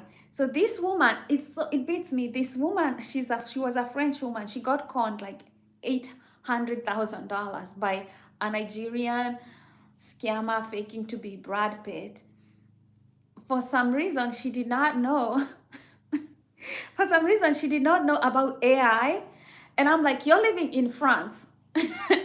And you have access to around $800,000. And for some reason, you're not aware. You're not aware of AI, and you're not aware of Nigerian scammers at all. Or just people who want to swindle you. You know, she wasn't, her radar, she wasn't that, something just wasn't clicking for her. And she got scammed over a period of 1.5 years. So she was spending money. This guy would say, oh, you know, I bought you something, you need to get it from customs, but we need $5,000. She would say, he would say he's Brad Pitt, he's in hospital. Send her some of the most fake, fake photos of somebody in hospital, but the obviously it's not Brad Pitt, so they've kind of photoshopped his head to look like he's in hospital.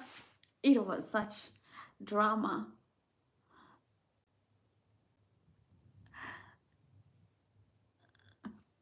I dodge. I know I'm full of wisdom because I've studied mental health. I've studied mental health. I've studied whether it's through the Bible, Eastern traditions, science. I have I have studied like a lot of it over the past 10 years. So I am able to see, I am able to see things that other people are not able to see. And it's not because I'm a magician or anything, it's just because I have studied it. So my mind knows, my mind knows. And we don't see, I'll try to say, when it comes to mental health, we don't see with our eyes, we see with our mind, we see with wisdom. That's how we understand life. We understand life with wisdom, with our experiences, with things that we have seen before, things we have read. The mind is our eye. So if you want to sharpen your mind, you have to read books, you have to take lessons, you have to learn from your failures. You have to see other people and their experiences and learn from them, because we don't see with our eyes. If somebody was here and they were a serial killer, that's why I like saying this, because I read it in a book. Somebody came here and they were a serial killer. By just looking at them, we would not know if they are a serial killer. By just looking at them, we would not know, right? But if you went like started Googling them, checking their history, stuff like that, then you might know maybe there's something. Or if you have a trained eye, you will able to see something is wrong in a situation. So there was this nurse. She was in hospital just doing her job, and she noticed this patient. She came in, and this patient was with a guy. He was a guy, and she was young, and this guy would not let her talk to the nurse. So he was also interrupting the nurse whenever she was talking to this lady. So he was kind of lingering through the hospital, and the nurse was kind of like, this is weird, this is weird. So anyway, she sends the guy to go grab her something, and starts to talk to this girl, like to figure out what it is. Anyway, she noticed that this guy,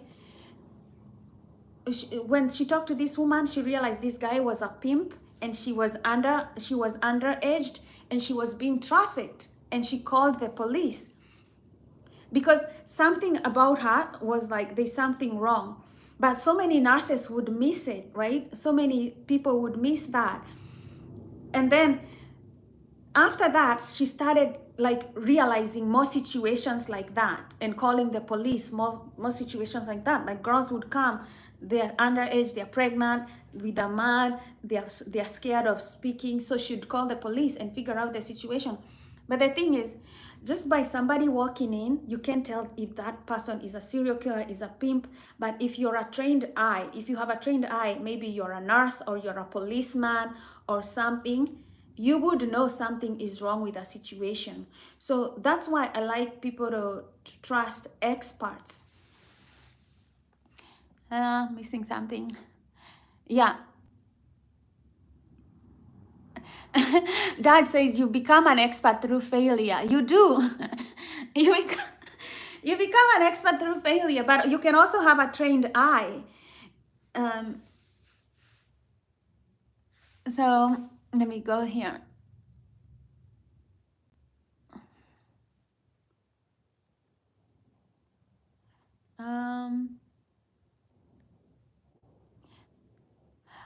I swear, ask away, ask your questions. We are going to answer them. Yeah, feel free to drop in the chat, because I always look back into the chat on what's going on if I'm kind of like yapping away.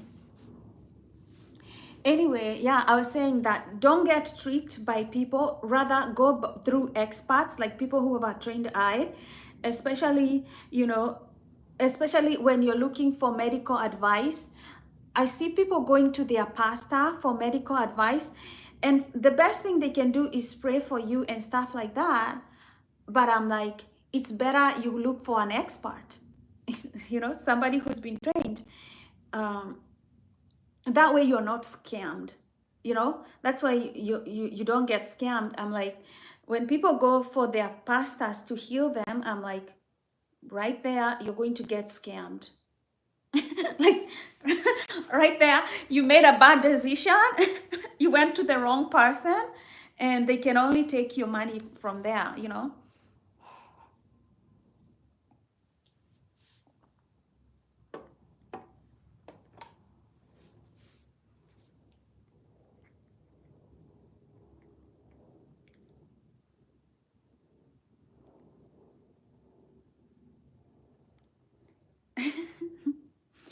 Yeah, it's how life, that's how life is, right?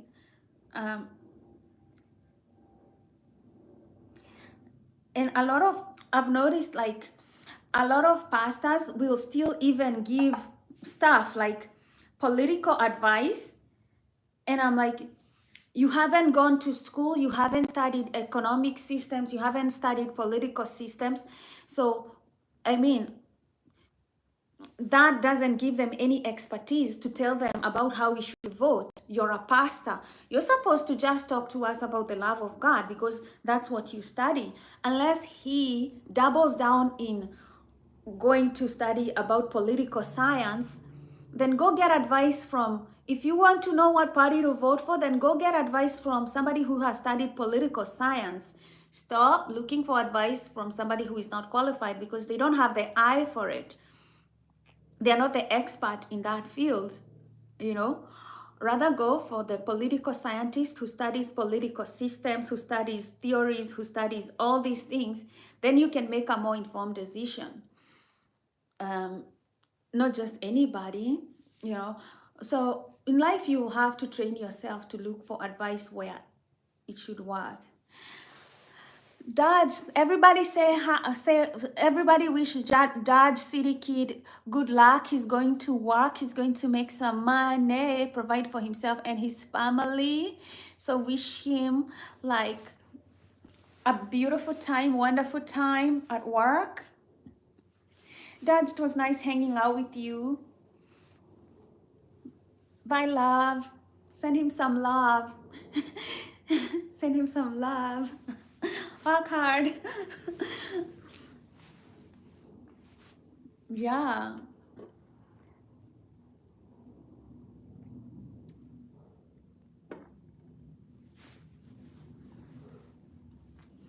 Yeah, so today we are talking about creating happiness. I love that. Alt's going all the way. Love it, love it. Love it, love it.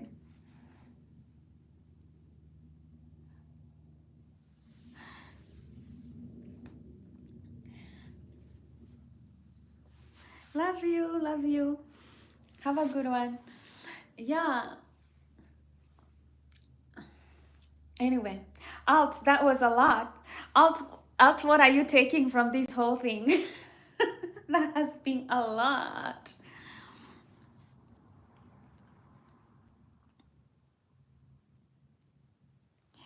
Eswar, what are you saying? Did you ask a question that we ignored or what?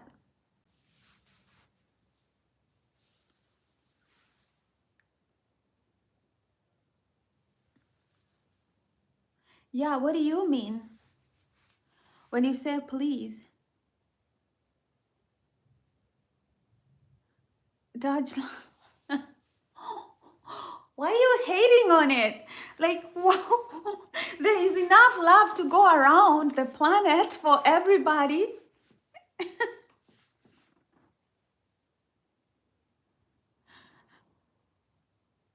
What about your Instagram?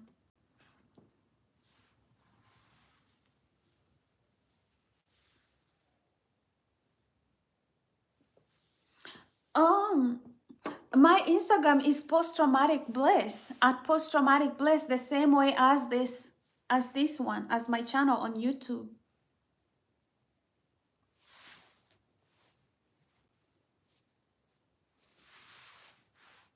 It's the same. It's the same. And you can hit the subscribe button if you want to talk more about mental health coaching, um, overcoming trauma.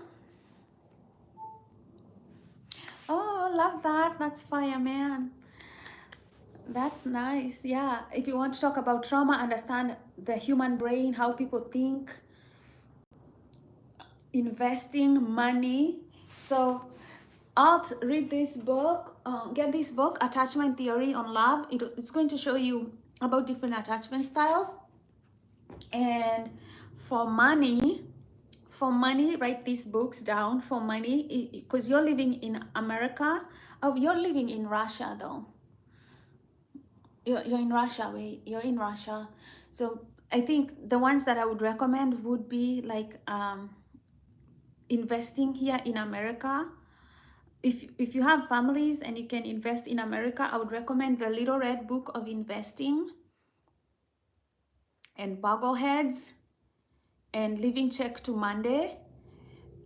You know, just in case you plan on, if you ever plan on coming to America, those are good books to understand the investing system of the US and how to make money. No, I'm not married. Yeah.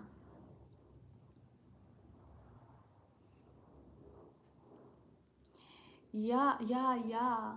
So we are almost ending this live stream. We've been here for what, 120 minutes almost, like 2 hours. Yeah. I have a 12 p.m. call. Let me see if I answered these people.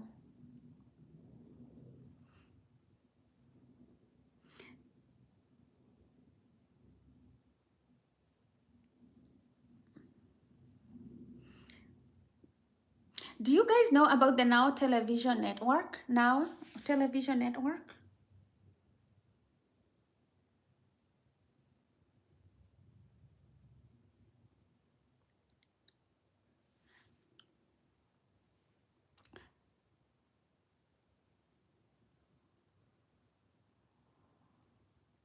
Huh?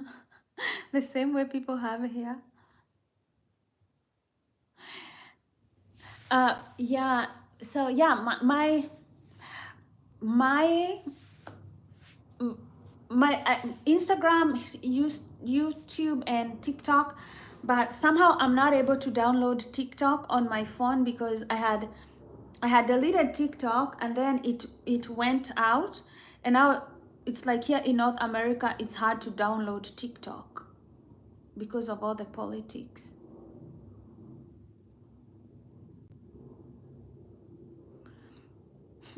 Why do, where are you living, Eswar?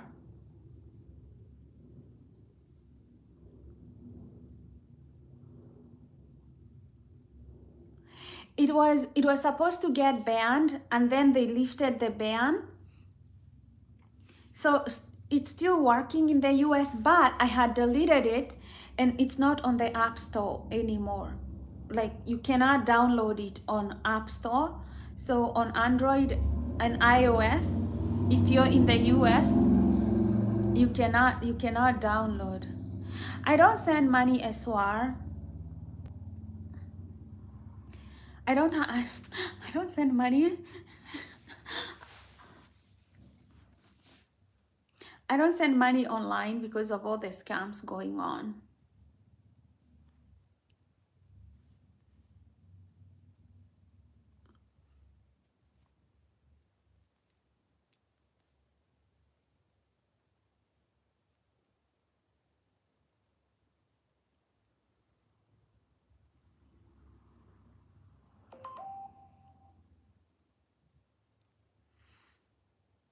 Yeah.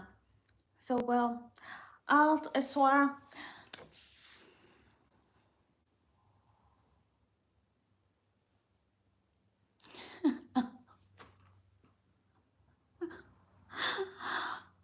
$10 could probably go a long way in India.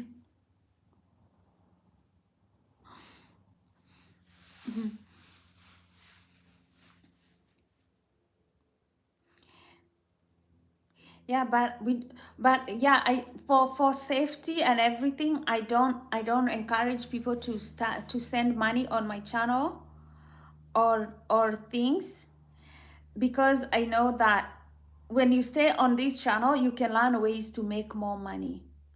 You can change your mindset and make more money, you know.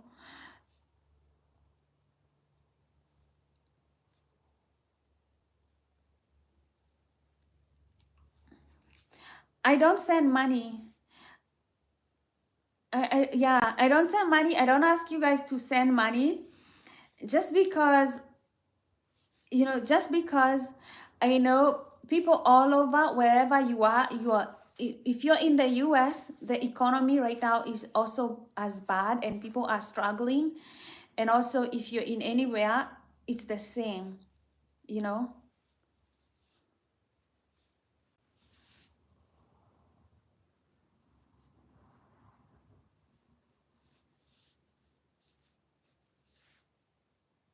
I know you ask normally, but also have to keep people on this channel who are coming in safe. Yeah, I have to ask. Yeah, I have to keep them safe, their information, all that. Hi, Lucas. Hi, love. Hi, love. Hi, love. Yeah. So in this channel, I mean, we can encourage you how to create. Like, if you wanted to make $10 today, like, what would you need to sell somebody in India? Can you create a course online, like start teaching people something and then charge them, or get a job, something?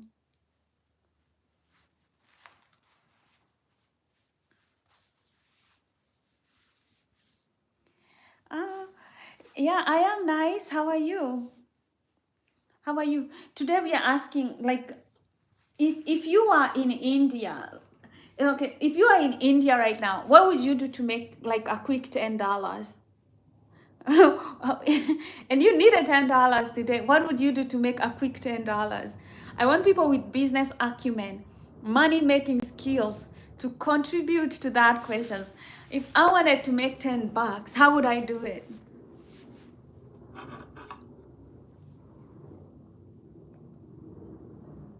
My name is Kanini.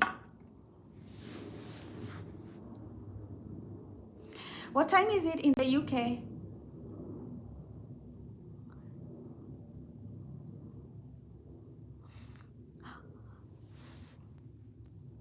You know what you could do, Alt? What if you put some, if what if you bought some like drinking water bottles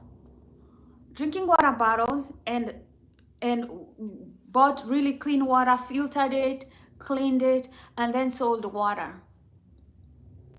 I think that would be the one thing that I do: sell water or sell food, because people have to eat all the time. 19:21 p.m.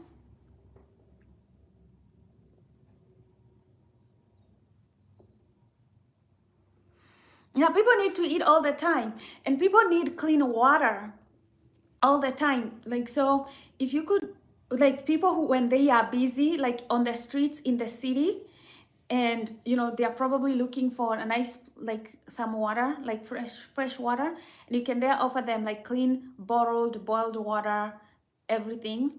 That could be one of the things.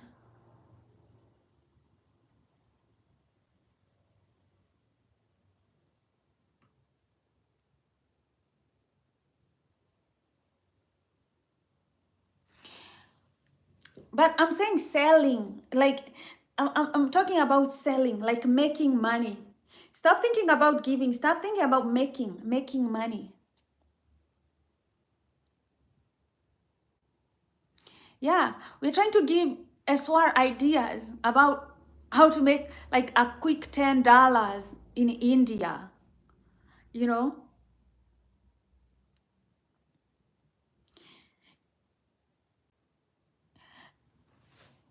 So if look at, okay, Lucas, if you went to India right now, what do you think you would buy? You know, on everyday, like everyday life, I buy things for survival. Food. I like, probably food is one of the things. Lucas sent you $10?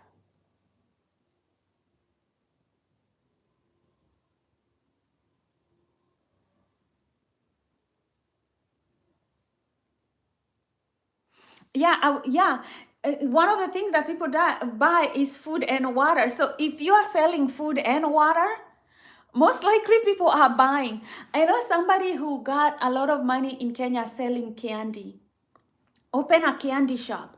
People will buy candy. I swear. People like candy. Kids will have to buy candy just because they don't know what to do with money. Even if it's bad for their teeth, they'll buy candy. Start a candy shop. Start buying candy and then going around selling it, and you'll see people will buy candy.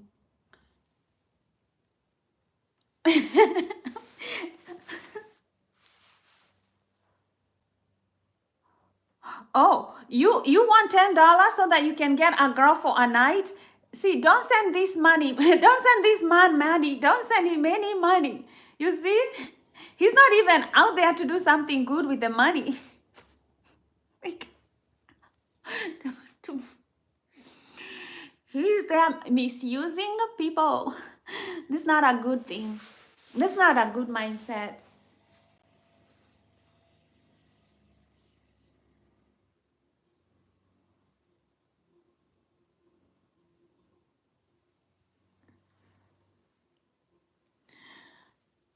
Yeah.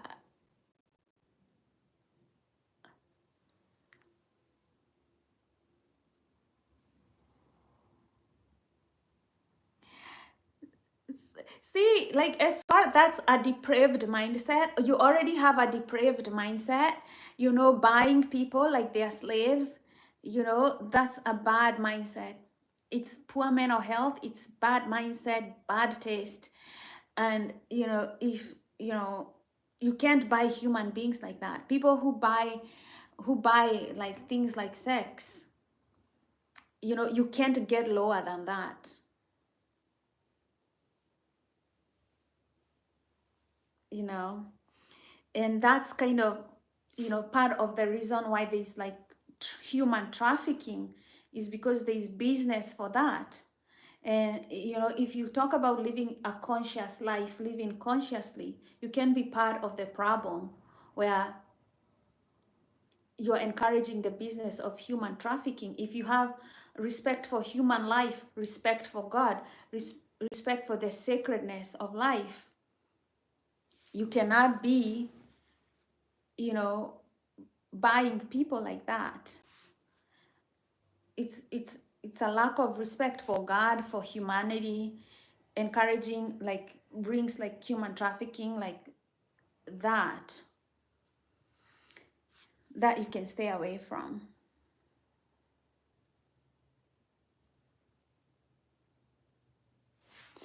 You know, he said here, he said here, one like $10. What would you buy for $10? He said one girl for night. And I'm like, that is, you know, that is human trafficking behavior. Yeah, it's like, I would not encourage that. It's hurting other people.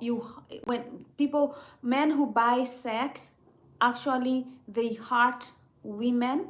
They hurt the sacredness of sex, relationships.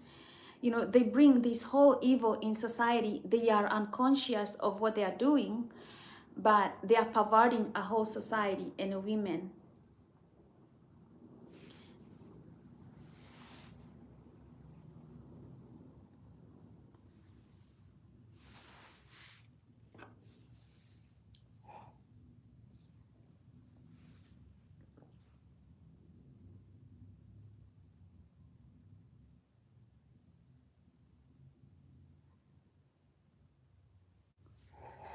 You know, when I call my channel post-traumatic bliss, post-traumatic bliss. I call my channel post-traumatic bliss.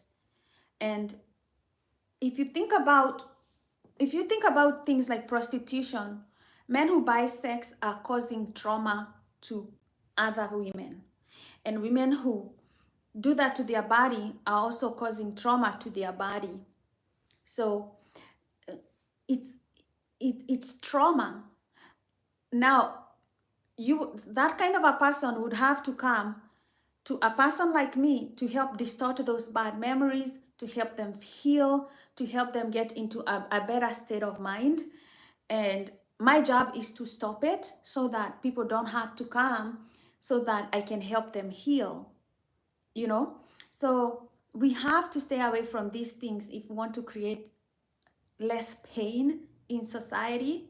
You know, if a woman needs $10 that much, don't buy sex from her, just give her $10, you know, because it's really, you can't keep creating that kind of problem in society.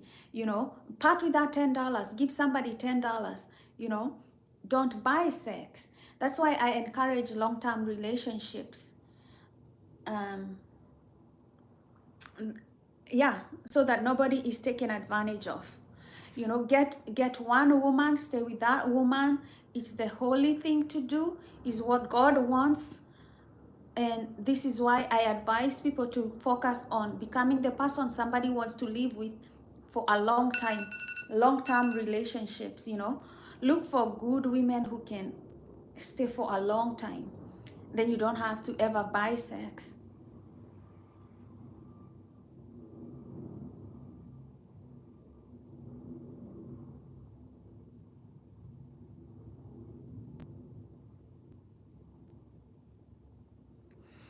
I swear followed me. Love, love, love, love. Also, you know, you can also follow me. We can be friends. You know, I want to be genuinely, I know people who have gone through trauma, and people who want to, they need to have good friends. And for me, to be friends with me, you have to have a certain kind of, you must have a certain level of respect for human beings. You know, I don't drink, I don't smoke, you know, I don't do promiscuous sex at all. You know, I respect other people. So for me to be friends with you, you have to have the same values, because I am a mental health advocate. So I will always advocate for higher values. You have to be a higher person in your life so that high things and things can come to you. If you want to make money, have higher values. If you want good energy, you must elevate yourself. And that means you have to genuinely elevate yourself to make more money. You have to elevate your class. You have to elevate your mind, the way you think. You have to have high moral ground, you know, a high moral standard. A lot of Christians know this, but they fake it. And that's why they never go up in life.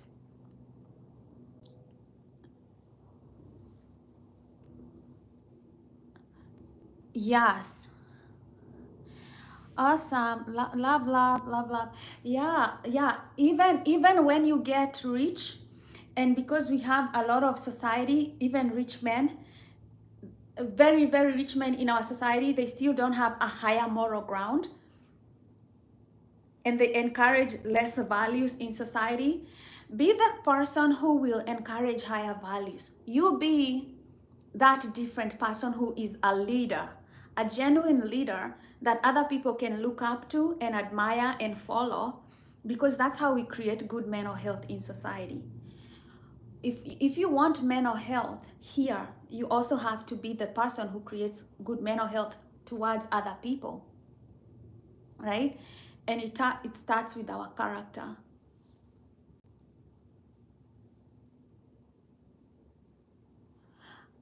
I mean, I know I have my own coaching business.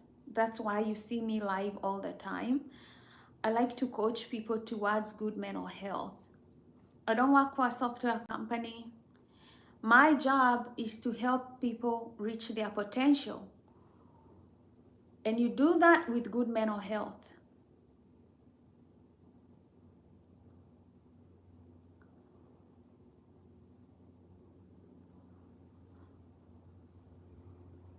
You always, if you want to elevate, you only elevate with when your consciousness expands. If you want to elevate in life, your consciousness has to expand. And if you read every spiritual book in the universe tells you, if you don't have, first, if you live a sinful, morally, like bad life morally, your life contracts, your money contracts, everything shrinks around you. So if you want to expand, you have to have a higher moral value and expand, you know. Otherwise, like if you look at somebody like P. Diddy, because this is like a big story here in America. He made all this money, but he's going to spend the rest of his life in jail because of the life he lived. You know, he was trafficking women, he was doing all these things. Now he's going to pay for this because he is going to go to jail and spend his life in jail. I mean, usually there will be consequences, but the worst of all consequences is what the Christian religious text says. Like, the worst of the consequences is when your soul is banished entirely from the light of God. When your whole consciousness becomes too corrupt that God cuts you off, like your consciousness, everything is cut off, and somebody is banished by God to live in hell. I think a lot of people don't understand that until they get into a certain age and they understand spirituality and how big of a deal it is. But you can be banished. You can be banished like something, you know, and that is when it's really bad. So, I mean, there are consequences in life that we see every day, but eventually the biggest punishment is when you live in that state of mind where you can't even experience happiness and joy, because those qualities come from God, and when He takes them away, you can be left in depression. I'll say, Kanini, your smile is so positive and pretty. Thank you, love. I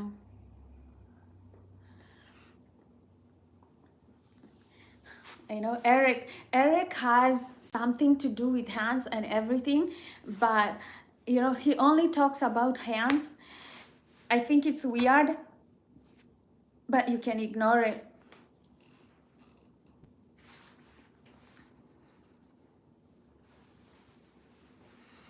Lucas, what's up? What's up? Why you said you were just doing something? What's going on? What were you doing? Lucas, tell us what's up.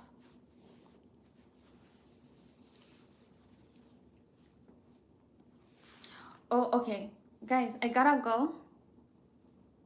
Wait, I thought I had a call scheduled.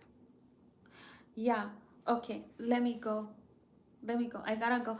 I forgot I had a network call. What is that? I don't see the link.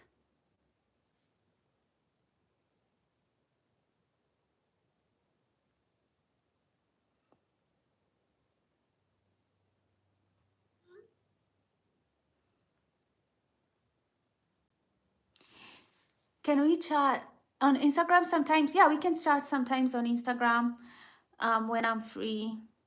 So yeah, let's connect then. Let me try to jump on this call, and then we can connect then. Bye, love.